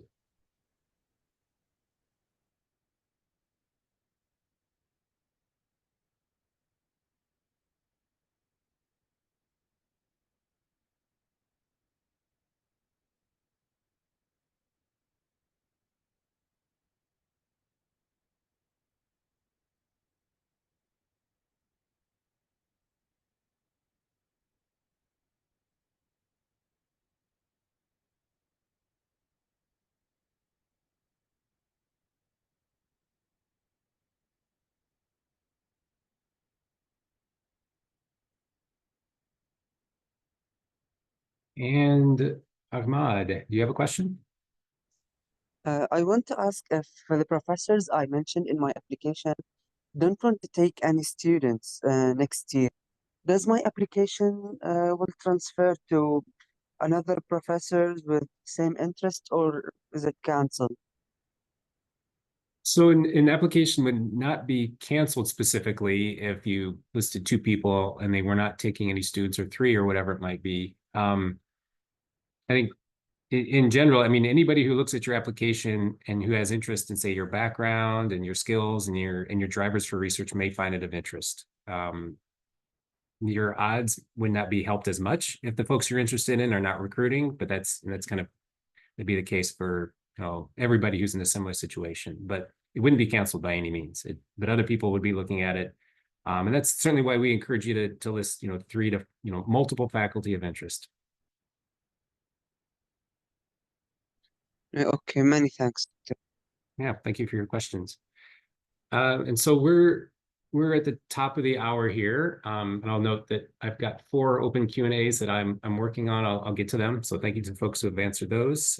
We've got 5, 6, 7 students, I think, who have joined. I've lost count. They're starting to pop up here for current BME PhD students. Awesome to see their faces on here. Among them is Mary Dickinson, one of our student leaders in recruitment. Do you want to take it from here, or do you want to, if you would like? Yeah, Okay. sure. That sounds good. Okay. Yes. So hello, welcome to everyone. And I think we'll maybe just start by having everyone introduce themselves. So if all of the student panelists wouldn't mind going through and introducing themselves and perhaps saying where you went to undergrad, and then maybe what year and what lab you are now at Michigan. So I can go ahead and start us off. So hello, everyone. I'm Mary Dickinson, and I was born and raised in Virginia. So I went to the University of Virginia for undergrad, and now obviously at Michigan. I'm working in Aaron Morris's lab, and I am a 3rd year.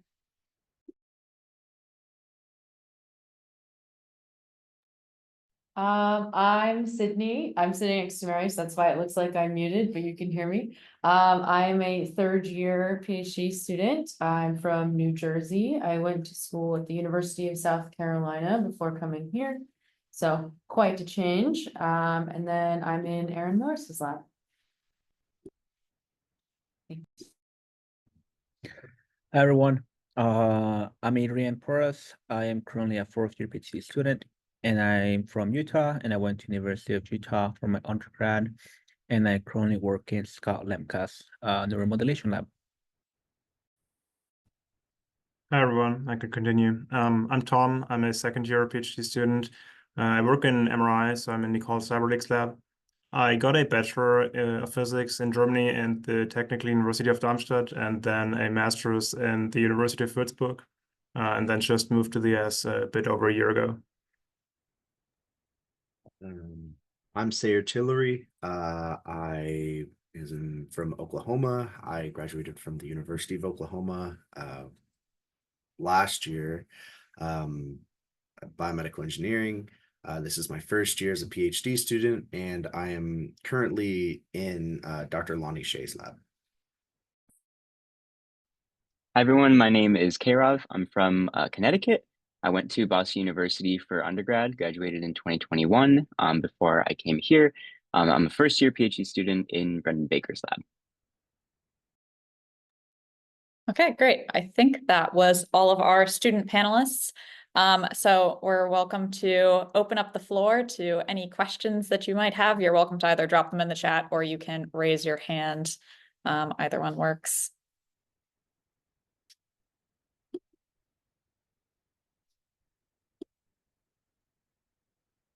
Okay, if anyone, while people, let's see. Siang, you can unmute yourself, ask your question.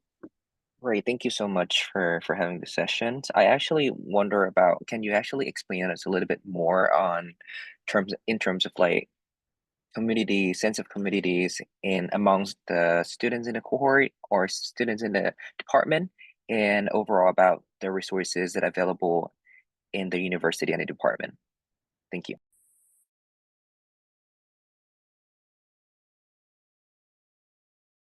I can hit on that a little bit. I think that the community within at least my cohort, like we're all new, but I think we are, getting to know each other a lot, and it's been really fun. I really like everybody so far, and they've been great. There's a lot of things to do, in Ann Arbor, to kind of be able to hang out with them.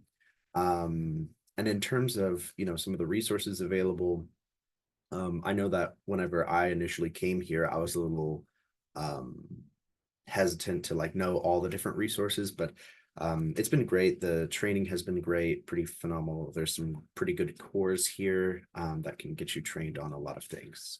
Also other graduate students. I can probably add to that just the perspective. I think probably a few of you are international students or not from the US. My experience was coming from Germany. It's quite different if you come to the US. There is a bunch of resources at the university that I wasn't used to. So both just from the BME department, supporting us with social stuff even, and helping put up social events and helping financially on that. But also in a bigger context from the university, there is a bunch of things that you wouldn't typically get in a university, at least in Europe. I don't know whether it's in other parts of the world. But even if it just starts with a free, how do you call those? The fitness sports centers things. How do you call those? What's the correct word for that? Well, you know what I'm talking about. And there's just a bunch of things where the university really kind of is more than just the place where you work and study, but really goes pretty deep into your private life, I guess, but in a good way.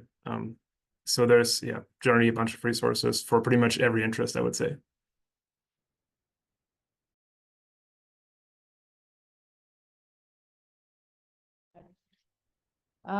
Another thing that I'll go ahead and plug within the department, I guess, community-wise, we have a fantastic graduate student council, and so a lot of members, which I think people have kind of hinted at a little bit in terms of organizing social events and stuff, but a lot of people are involved, and you can be as involved in leadership as you want, or you can also just attend all of the fun events that the students put on.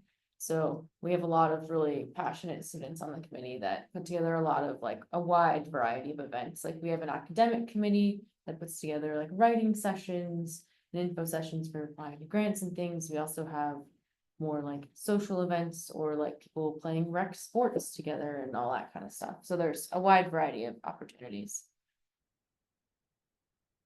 All right, great. And Hewitt, you can ask your question. Yeah, thanks a lot, guys, for doing this. So I was just gonna ask, I know, Tom, you just mentioned you had some work with MRI, and I'm guessing the current lab you're working on would be doing something with medical physics or neuroimaging. So just wanted to ask a bit about your lab or any other labs you would know that would work on neuroimaging or medical imaging in general, and any potential opening you've heard about. So I'm currently in MIT. It's an institute within, I guess we're technically in radiology, but most of our graduate students are from BME. So there is a bunch of PIs. My PI is Nicole Cyberlick, we're doing mostly abdominal imaging actually, so no neuroimaging. Then in our, so with basically on this this part in here in radiology, there's also Jesse Hamilton, Gustavo Cruz, and Yun Jiang, who all work closely together. So it kind of feels like one big lab. And all of us are doing to some extent some abdominal imaging, so cardiac, lungs, and liver and kidney, all of that stuff. From a quantitative approach, so we do quantitative imaging.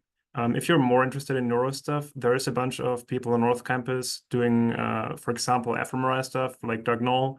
Who else is there? There's Luis Hernandez Garcia. I think he might be interested in hiring, as far as I know. I'm probably forgetting somebody. But there is a bunch of MRI going on here in Michigan. And again, we're more on the abdominal side, quantitative abdominal imaging, but fMRI is also a big topic that people in Michigan are working on. And if I can add to it real quick, I don't I don't work in that kind of field, but there are a lot of resources. There's the BME UMich website that has some of the different like research strengths in the department, and they'll kind of give you a list of people based on those kind of things. So that might also be kind of a really good area to look and see as well. So if you have more specific questions about imaging stuff, please feel free to shoot me an email. I can put my email in the chat. I'm always happy to talk and like give some advice on as far as I can. Or if other people have questions later on, also with regards for international students, I'm always happy to help. I had that experience too. There is quite a few things that you're like probably going through if you're going through that process. So always happy to share my experience on that. Or just, of course, just speak up and ask no. Okay, if nobody else has any burning questions right now, I'll just start asking some questions until you all think of some more. So to our panelists, do you have any advice that you'd like to share with everyone when completing an application? Think back maybe a few years for a few of us, but yeah, any particular advice that anyone has? And I guess I will start that actually by plugging not a resource that I knew existed when I was applying, but I now know is a really great resource. There is a GAP program, which is the Graduate Application Assistance Program that we run through the University of Michigan. It's actually a student-run organization, and essentially it pairs people that are currently applying to grad school. You can be a current University of Michigan student, or you can be from anywhere else in the United States or anywhere else around the world. And it'll actually pair you up with a current graduate student at U of M. And you'll get one-on-one help with all of that different sorts of stuff. So yeah, that's something I think that, yeah, it looks like the applications are due pretty soon. Sometimes that gets extended a little bit. So that's a great resource if you want like one-on-one feedback from current graduate students. Yeah, I can talk a little bit more about kind of general advice. I think one of the biggest things that was helpful for me during the application process was to hear just like, don't be afraid to reach out to faculty or professors that you're interested in working with. Even if it's just a cold email saying, hey, I saw your website, I read these papers that came out of your lab, super interested in what you guys are working on, this specific aspect of your research, and would love to talk more about, your research or how I might fit into that. Noting that faculty are typically very busy and their inboxes are typically very full. So don't always expect to get a response. And if they don't respond, that doesn't mean that it's a denial. But it's always good to just put yourself out there. And if there is, a professor that you're really interested in working with, don't be afraid to just reach out to them and ask some questions. And on the flip side of that, if you get the opportunity to talk to any of the grad students in those labs, I think you get a much better idea of what the day-to-day is like, what the different research projects are like in that lab, and what your life would look like as a grad student in that lab. So that comes around more, when you're visiting universities or when you're going through the process, where you can actually sit down with some current grad students. But I think both of those aspects are super helpful when you're thinking about how to, craft your application.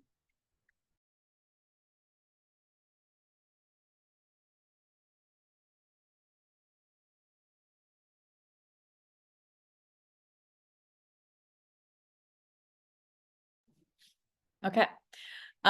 Great. Ting, if you want to ask your question. Yeah, I just wanted to ask about like the coursework aspect of things. So I saw online like how like the whole structure of the program in itself, and I was honestly kind of confused as to like how it's set up. Say if so I really want to do MRI research, so obviously like I'd go into the biomedical optics and imaging sort of pathway. But do I have to take like just those classes that are like set up for biomedical imaging and optics? Say I wanted to take like, I don't know, uh, circuits or something that's like more for neural engineering. Is it like, is there like a strict sort of requirement for you to take those classes only, or are you like free to take whatever classes you want regardless of like what pathway you're on or anything like that? Uh, I can answer this one, and then Tim, you can correct me if I'm wrong. From my understanding, aside from the core courses that you have required to take a specific course in those classes, you can take whatever class you want to. So if you have a burning desire to take, let's say, that circus class, you can. Obviously, that's something that you should talk about with your advisor, or that's something that could help with your research, or it's something that you want to know more about for a future skill, like learn a new skill. From my understanding, that's allowed. That's what we have like technical electives. That was in the handbook are obviously recommendations which previous students may have taken in that specific concentration track. So no, they're not set in stone.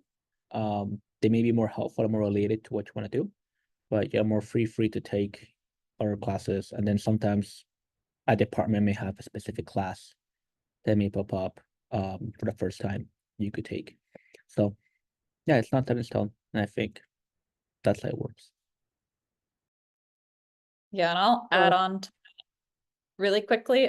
So we do have a lot of flexibility in our classes. We do have some kind of requirements that you need to meet within your classes. For example, we all have to take a statistics type course, and we have to take like a math type course. So there are some of those types of requirements that you do have to meet, but they aren't like one preset class that you have to take a lot of times. And then there are quite a few elective classes that you can take pretty much anything for. So there's like some loose requirements, but other than like the one or two core classes that Adrian was talking about, they're all pretty flexible. So you can really make your coursework what you need it to be. Also, probably a very short addition again from the international student here. If you come in with a master's, which I figure a lot of international students often do, it's way less of a coursework than if you come in with a bachelor's.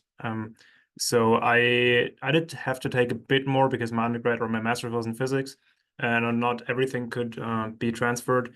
But basically, if you meet all the requirements, and if you don't, you can like still take those classes. But if you meet those 4 core classes like life sciences, math, what else? I don't know. Like there are 4 specific classes. Statistics is one of them that you have to meet, and then basically there is like very few credits left that you have to take. So people, when I applied to the US for grad school in Germany, people were always talking, kind of talking me out of it and saying how much classes I'm going to take, and it wasn't that bad. So if you come in with a master's, you will have to take a few classes, but it's not gonna completely keep you from doing research for the first 2 years. Okay, just like one more question. I know you guys are first years, but like the PhD qualifying exam, is that like something you have to do after like 3 or 2 years, or is that something you can like do as early as you can if you're like some sort of genius, or just theoretically? So I'm not some sort of genius, but I did it in my first year because I had my master's already. So it depends. So typically you do that after you meet your master's classes requirements.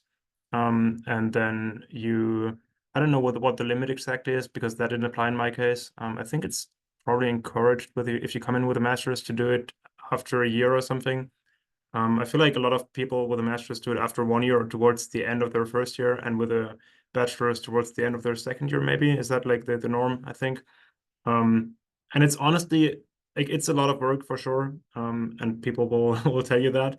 But I think the way BME in Michigan handles it makes sense, because you're basically like, it's not a real exam where you sit and like answer questions that don't apply to research. You're actually talking about the stuff you want to do, and you kind of pitch your research, and it makes sense to think about it in that way. And it's in the style of a grant application, which is also a very important skill if you want to do research. And I think like it makes sense because I know a bunch of people who have a PhD and have never seen a grant application. And that is like, if you want to do research, that is what it's all about.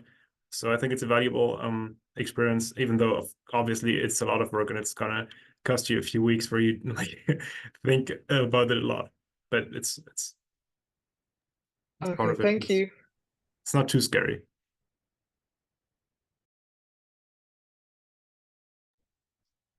Yes, name. Sorry, I'm trying my best with the names. Oh, that's okay. So I wanted to ask that, is it possible to clarify more on that qualification exam at the end of the first or the second year? So how is it done, and what what is it about? How should you prepare for it? And is it something to be worried about? Because I know that some programs do not have it and some do. So I need some clarification towards that. Thank you very much.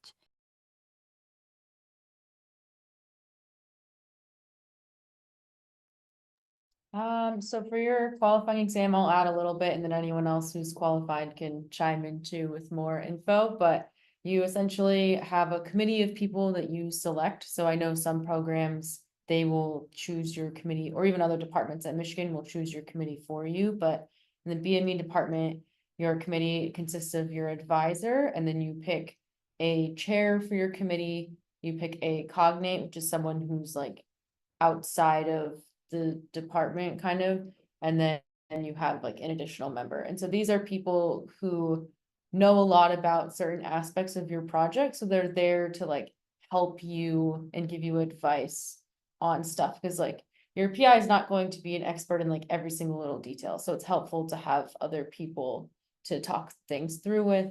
And so you have this committee and you're essentially writing a proposal on including like preliminary data of stuff you've done so far, as well as what you plan to do for the rest of the PhD. So I know also some programs it's formatted differently, but that's at least how ours is formatted. And so you have this proposal, and then during the actual qualifying exam, you present your proposal to your committee, and it's normally around a 2-hour process in total. So you present your proposal, and then there's a Q&A process where they'll interrupt you throughout, essentially, as you're presenting to kind of ask questions about whatever they have questions about. In terms of should you be stressed, it is a lot of work, but I would say like after it was done, I was like, okay, this makes sense. Like it was challenging and you definitely have to put a lot of work into it, but it's good. Like it's good for you, I guess. Yeah, it's not something to be scared about. So Oh, thank you. So it's not an exam, actually. It's Yeah, like actually, a I was thesis literally defense. I was about to say exactly that. I think the term qualifying exam is probably a bit misleading because like you're not taking an exam and like sitting down and answering questions. Like you're just presenting stuff you want to do.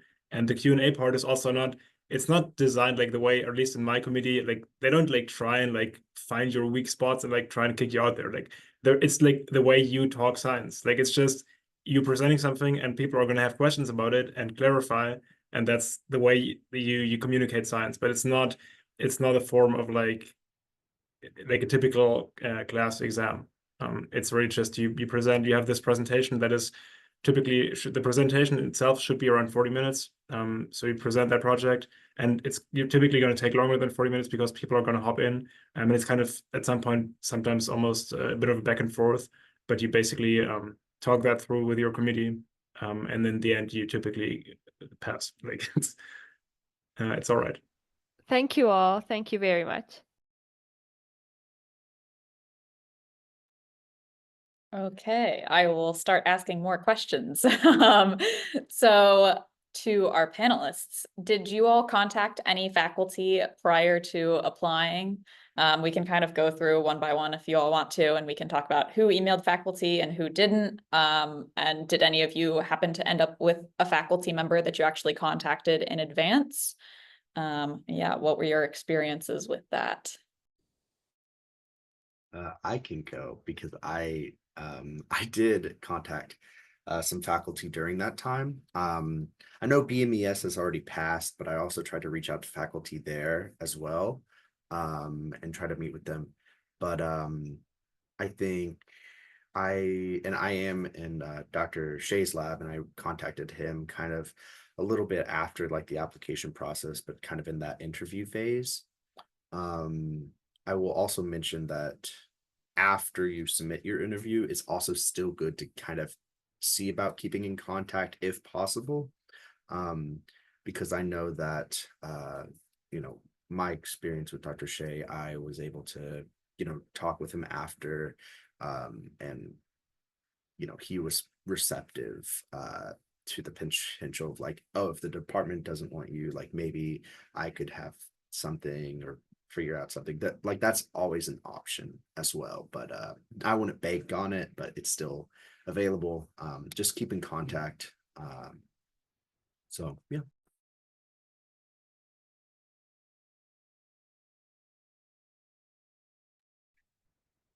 Yeah, so I can talk about this a little bit too. I also reached out to faculty prior to applying, or I guess I think most of the people that I reached out to was about when I was submitting the applications, or maybe like just prior. So I'd already done a fair amount of looking into what labs I might be interested in and what kind of like the research is that these different labs are doing. And then I will kind of second what Sayer said. So there were actually some people as well that I followed up with after interviews were done. There was specifically some professors that I wanted to interview with that I did not interview with that were receptive to talking to me after interviews, even if you don't necessarily get to talk to them at the formal interview process. So I would encourage that as well. And then I guess I did actually reach out to Aaron. He was one of the main people that I talked to before applying, and I'm in his lab now. So I guess, yes, that was a rare case for me, but yeah. I guess while Mary's unmuted, I'll chime in as well. So I too reached out to faculty beforehand, and I did it before I applied as well. I thought that was helpful because some faculty, like I expressed my interests and just like kind of a short blurb about like what I like, who I am, what I was interested in, blah, blah, blah, all that. And some of them even responded and they were like, oh, like mention me in your application. And so that way it would like get flagged for them to read it during the application process. And so I found it helpful that like they knew kind of who I was before actually like reading about who I was on paper a little bit. And I actually Zoom called with Aaron before submitting my application, and now I'm in his lab. So I would say it pays off.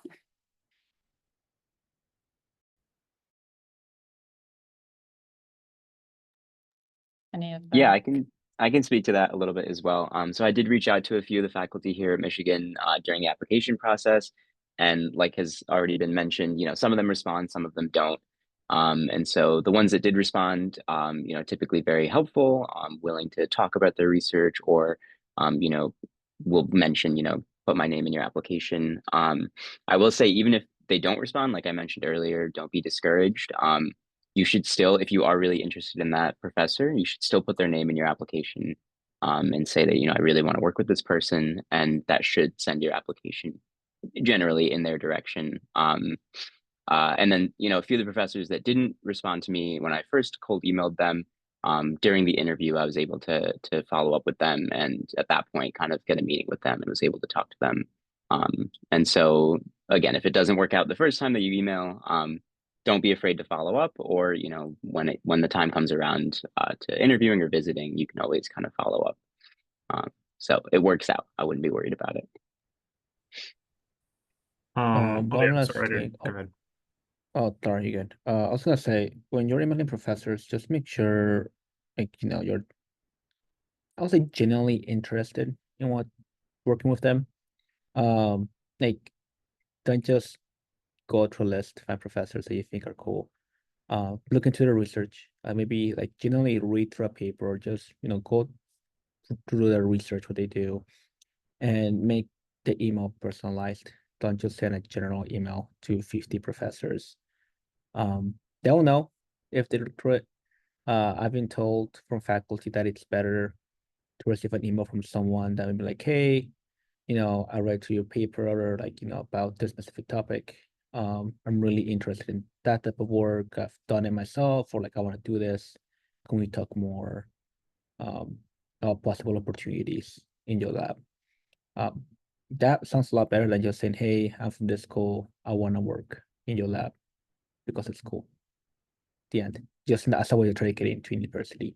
So that's my advice. Like, make sure that you read through like maybe a paper or two, so you understand what they're doing, like in the lab, like the most recent work.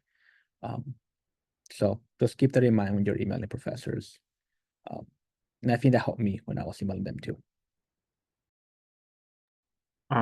So in my case, I guess was a bit special. In my master's in Germany, I had already talked to my supervisor and asked him about recommendations or groups he knew that did kind of related work and that were like interesting. And he kind of connected me to my current PI, because they knew each other, just because actually my PI had gotten her PhD in Germany by kind of super like very random kind of connection there. But I think generally, if you have the chance, I mean, I guess sometimes that's like you got to be lucky. But if you know people who have connections to Michigan, for example, if it's specifically about Michigan, or if you're applying to other schools too, I guess, that can be very helpful if you know people that that know you and can kind of advocate for you. I'm sure that can be very helpful. You might not have that, be that lucky.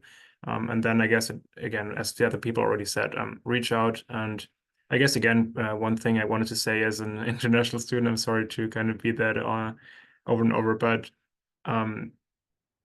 of course, like as Adrian said, like make it personal and like talk to them why their work is interesting, but don't be too afraid of or make it like overly formal. That's probably something I'm like, me as a German, like you don't need like a super long introductory like it doesn't have to be super, like of course keep it like professional, but it doesn't have to be too polite and like elaborate. Like professors typically don't have a lot of time. They don't want to read like half a page of introduction and like super like formalisms and stuff.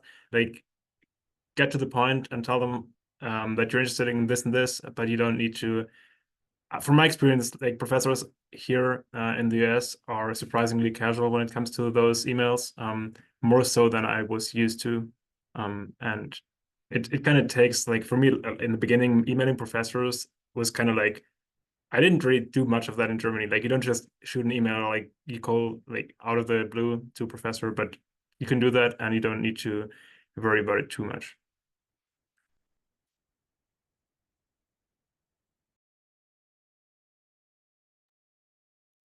Okay.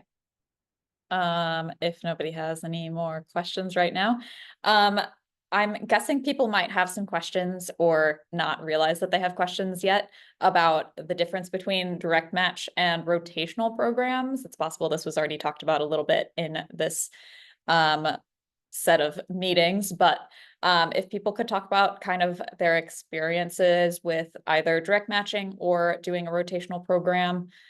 These are kind of the two setups that graduate schools really have, and Michigan has kind of a unique hybrid sort of setup where you can do either direct match or rotations. So if people want to chat about that a little bit.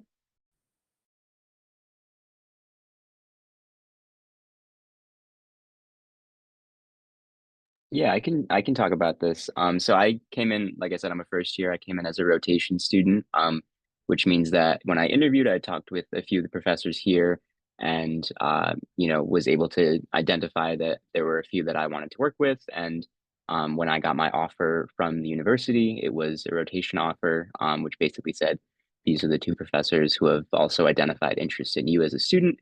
So when I came in, I got to choose kind of the timeline on which I wanted to do the rotations. But I think one of the Q&A questions was answered that it's around this time. So today was actually the deadline for kind of finishing up the rotations and determining where you wanted to match. So I rotated with 2 different labs who are doing kind of similar but different, research topics, and it was a great experience for me. I got to kind of see how 2 different labs were run, the mentorship styles of 2 different PIs, and got to experience 2 different research aspects. And it worked out for me because obviously I joined one of the labs, but the other lab and the other PI are still going to be very involved in my project. I was able to kind of identify a research space that kind of uses the aspects of both labs, because I found that I was interested in kind of both sides of things. And so even though I kind of am joining the one lab, it was a good experience to kind of get to know the people in the other lab, develop a relationship with this other PI who can now be on my committee moving forward, can be a resource for me outside of just the lab that I decided to join. And obviously everything that you learn through the rotation as well. So I don't know what the exact numbers are between how many people get a rotation offer or a direct match offer. But you'll probably hear from people who have done both.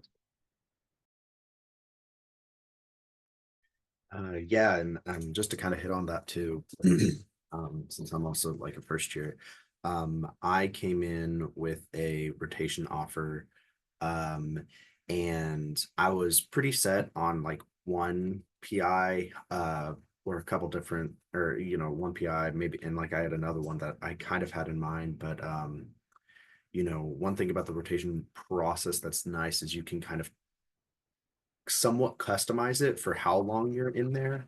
I mean, it's from like August-ish to now.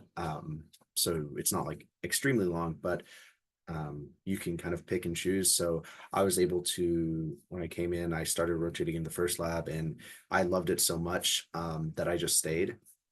And I didn't actually rotate in the second lab. That's not necessarily required.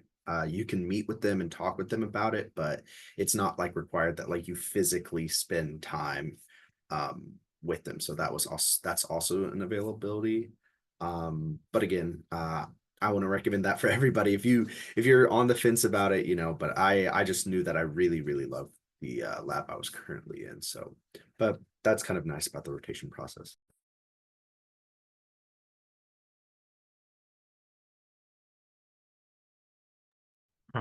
Just to kind of give the other perspective, I got in with a direct match, and I think again, if you have some more research experience already, and for me, for example, I basically continued the work that I did in my master's, like pretty much without interruption at all. I basically just started working in this lab that I'm in now, and I knew exactly what they were doing because I had read pretty much all of their papers. So for me, it was a good thing I got this direct match, because I could really just continue my work there. And I think, again, that might probably, I would say, especially make sense if you have quite some substantial research experience and know that it aligns well with one specific lab. But I guess I also just didn't know much about the rotation because it's, again, it's more of an American thing. I feel like other countries don't do that. But it's not as scary as I thought. Now that I know it, looking back, I guess I also wouldn't have minded seeing a few other imaging labs. So it's totally, I don't know. I was kind of trying for a direct match because that's what I knew. That's what other countries typically do. But from all the people I knew, I think I mostly heard positive experience with that. But yeah, if you have a specific idea, direct match, of course, also gives you probably even a bit of a faster start if that's something you really care about. Okay, great. Yes, and it looks like somebody asked in the chat about the best way to look for potential openings, especially when you may or may not be hearing back from these cold call emails, and how to ensure that the labs that you're listing on your application are actually recruiting. I think Sydney just responded that you can reach out to students. I would definitely second that. We get a lot less emails than professors do. So reaching out to students, like postdocs or lab techs, any of those that are in the lab. Sometimes we have a good idea of whether or not the lab is recruiting. Sometimes perhaps we're like waiting on funding to see what our recruiting situation will be. But yeah, I feel like that's a great start. Does anybody else have any other thoughts on that one?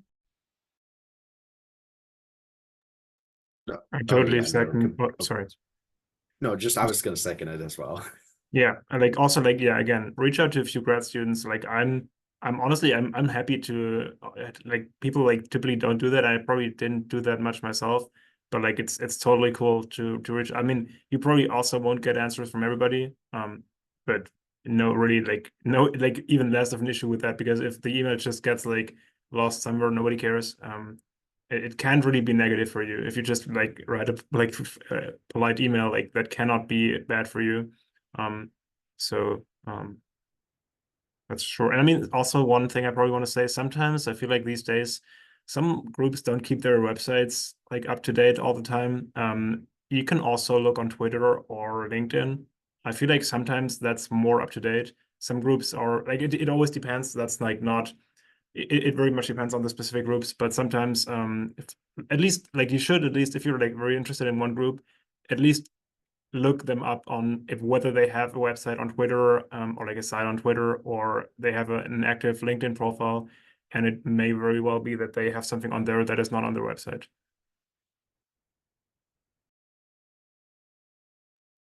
Definitely. And I'll kind of follow up on that, even though it's kind of tangential to the question that was asked. Yes, lab websites are often not up to date. So another thing that can be nice if you do want to talk to students is actually figuring out what, especially if the professor perhaps didn't respond to an email, is figuring out what exactly the lab is doing currently, because sometimes projects have fizzled out or finished up or whatever the case might be. And so a lot of times the current students will have a much better idea of perhaps what's actually active in the lab at any given time. Okay, I will keep on chugging along. So we'll ask, oh, let's see, there might be, oh yes, people asked for emails. So if the student panelists want to drop their emails in the chat, that'd be great for everybody.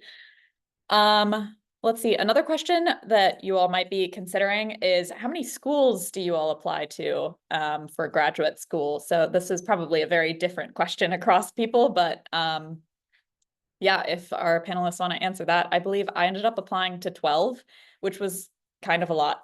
I perhaps would not recommend applying that to quite that many, but that is what I did. So yeah, hear it from everybody else.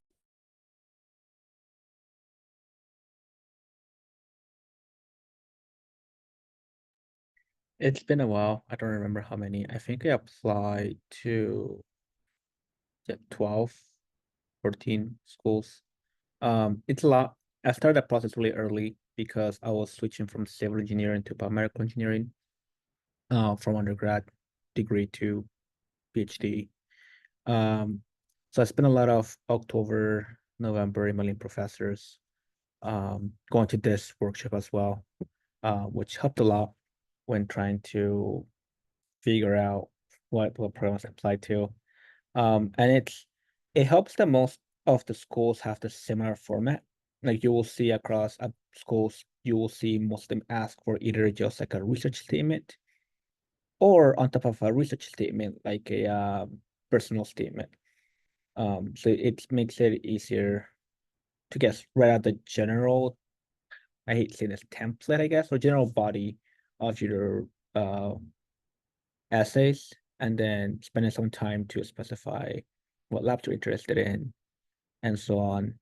And it also, I don't know, it helps, if you are in financial aid or whatever, some schools offer ways to subsidize the cost of applications. So that always helps. For you, I would always try to find ways to lower the cost, because it does help when applying to a lot of schools. Yeah, everyone has applied to some more than me, but I applied to 9 and I thought that was a lot. But anyway, But I think one aspect about this though is you should also consider schools in terms of like your recommendations, like on talking to some of my faculty members at my undergrad, and they kind of gave me some recommendations on like where to apply to, but also kind of I wouldn't say like the chances for it, but they were like, there's different like categories of like reach schools versus like other schools, so that might be something to consider as well in that kind of regard. But yeah. So I applied to one school in the US, and honestly, that was also a lot for me. I'm not gonna lie. Like the application process, and I can't imagine doing 12 like that times 12. It's like that's insane. So I did one and was lucky enough to get in here. I applied to one school in Switzerland too, but like it's very, very different. But like just to put it out there, you can also look into schools in Europe. Like I mean, probably shouldn't promote that here too much, but there is good schools in Europe, and be aware that it's very, very, very different. It's much less formalized. So you basically just reach out to a group specifically. There is often no graduate programs really. You just reach out to the group and they'll tell you how it works. There's like not this whole formalized application process, but just to put it out there, that's something you could think about too. And I know it's probably a bit scarier because it's on a different continent, but you can do a PhD on a different continent.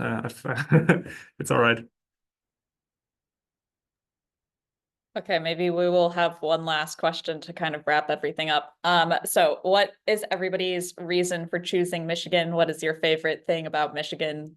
What does everybody love about Michigan?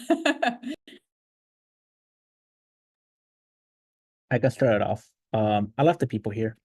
I think the University of Michigan, more specifically that BME grad student cohort, is really awesome. I felt, for lack of a better word, at home. Not that Utah's that far away from Michigan. I know internationally it's way far out, but I mean the program's great. I think the faculty are one of the most knowledgeable in their field, and not only that, but also kind. I know a lot of kind faculty, and the grad school community is pretty close, and it feels like a big family.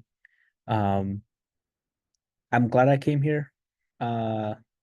It's fine. The time flies by fast as well, and there are a lot of opportunities for you to reach out to people, not just in BME, but College of Engineering.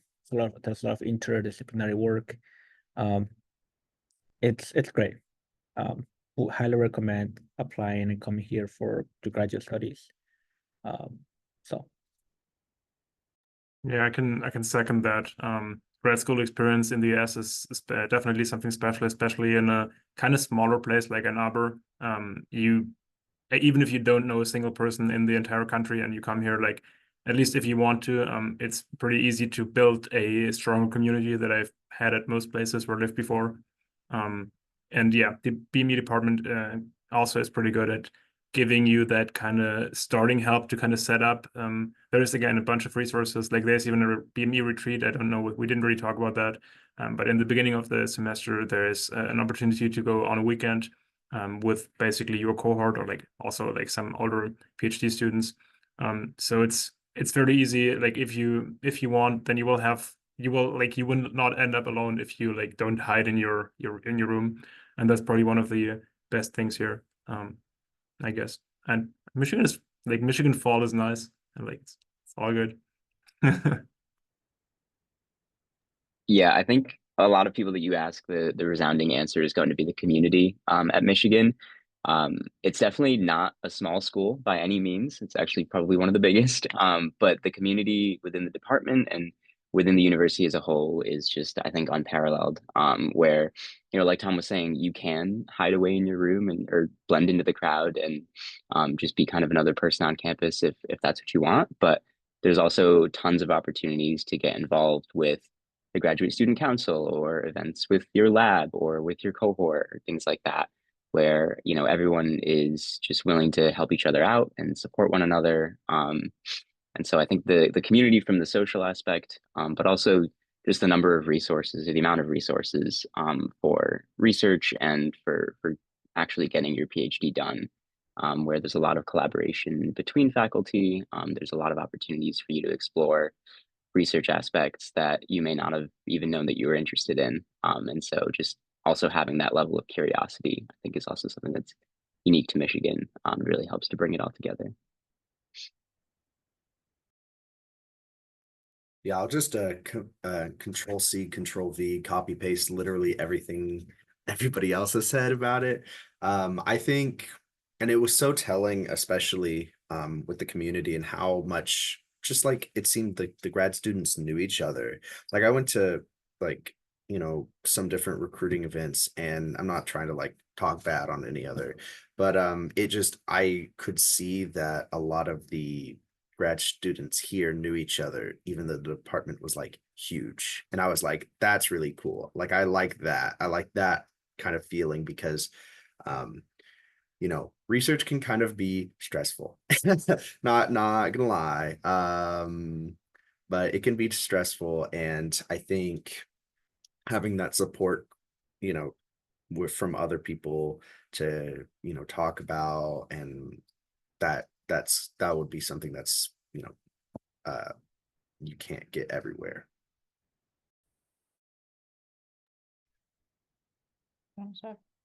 I guess I just want to reiterate everything that everyone else has said. I think it was really apparent like how much everyone enjoyed being in Ann Arbor and enjoyed like being at Michigan when I came to the in-person visit. It was my first visit, and then everything after that, I was like, wow, it's just not the same. It's not as great as Michigan. But yeah, the community is just really great. And like Sarah was saying, research is really stressful. So like having the community to support you and be there for you through those hard times is really awesome to have. And then I guess in terms of besides the community, I also thought the research was really great here. It like my undergrad PI like highly recommended I apply to Michigan, and like all the PIs, like Adrian was saying, are just like very nice. And like when I was applying, and interviewing, people were genuinely interested in like hearing what I had to say and kind of hearing what I was interested in, whereas I feel like that maybe wasn't as apparent at some other schools. But yeah, I would say overall, like just felt like Michigan really cared and wanted me to be here, sort of thing. And I'll second all of that, but to talk about something different, I will also mention Ann Arbor is a fantastic place to live, or at least I think it is. I absolutely love it here. You get all of the seasons, which is great. You don't get that everywhere. It's kind of like a big town, but there's enough to do, and you're close to Detroit, which is a big city. So there's a big international airport close by, which is great for traveling, getting back home if you are interested in doing that, or traveling other places. And then that also draws in a lot of other fun big city things, like concerts or Broadway shows or things like that. So Ann Arbor's a great place.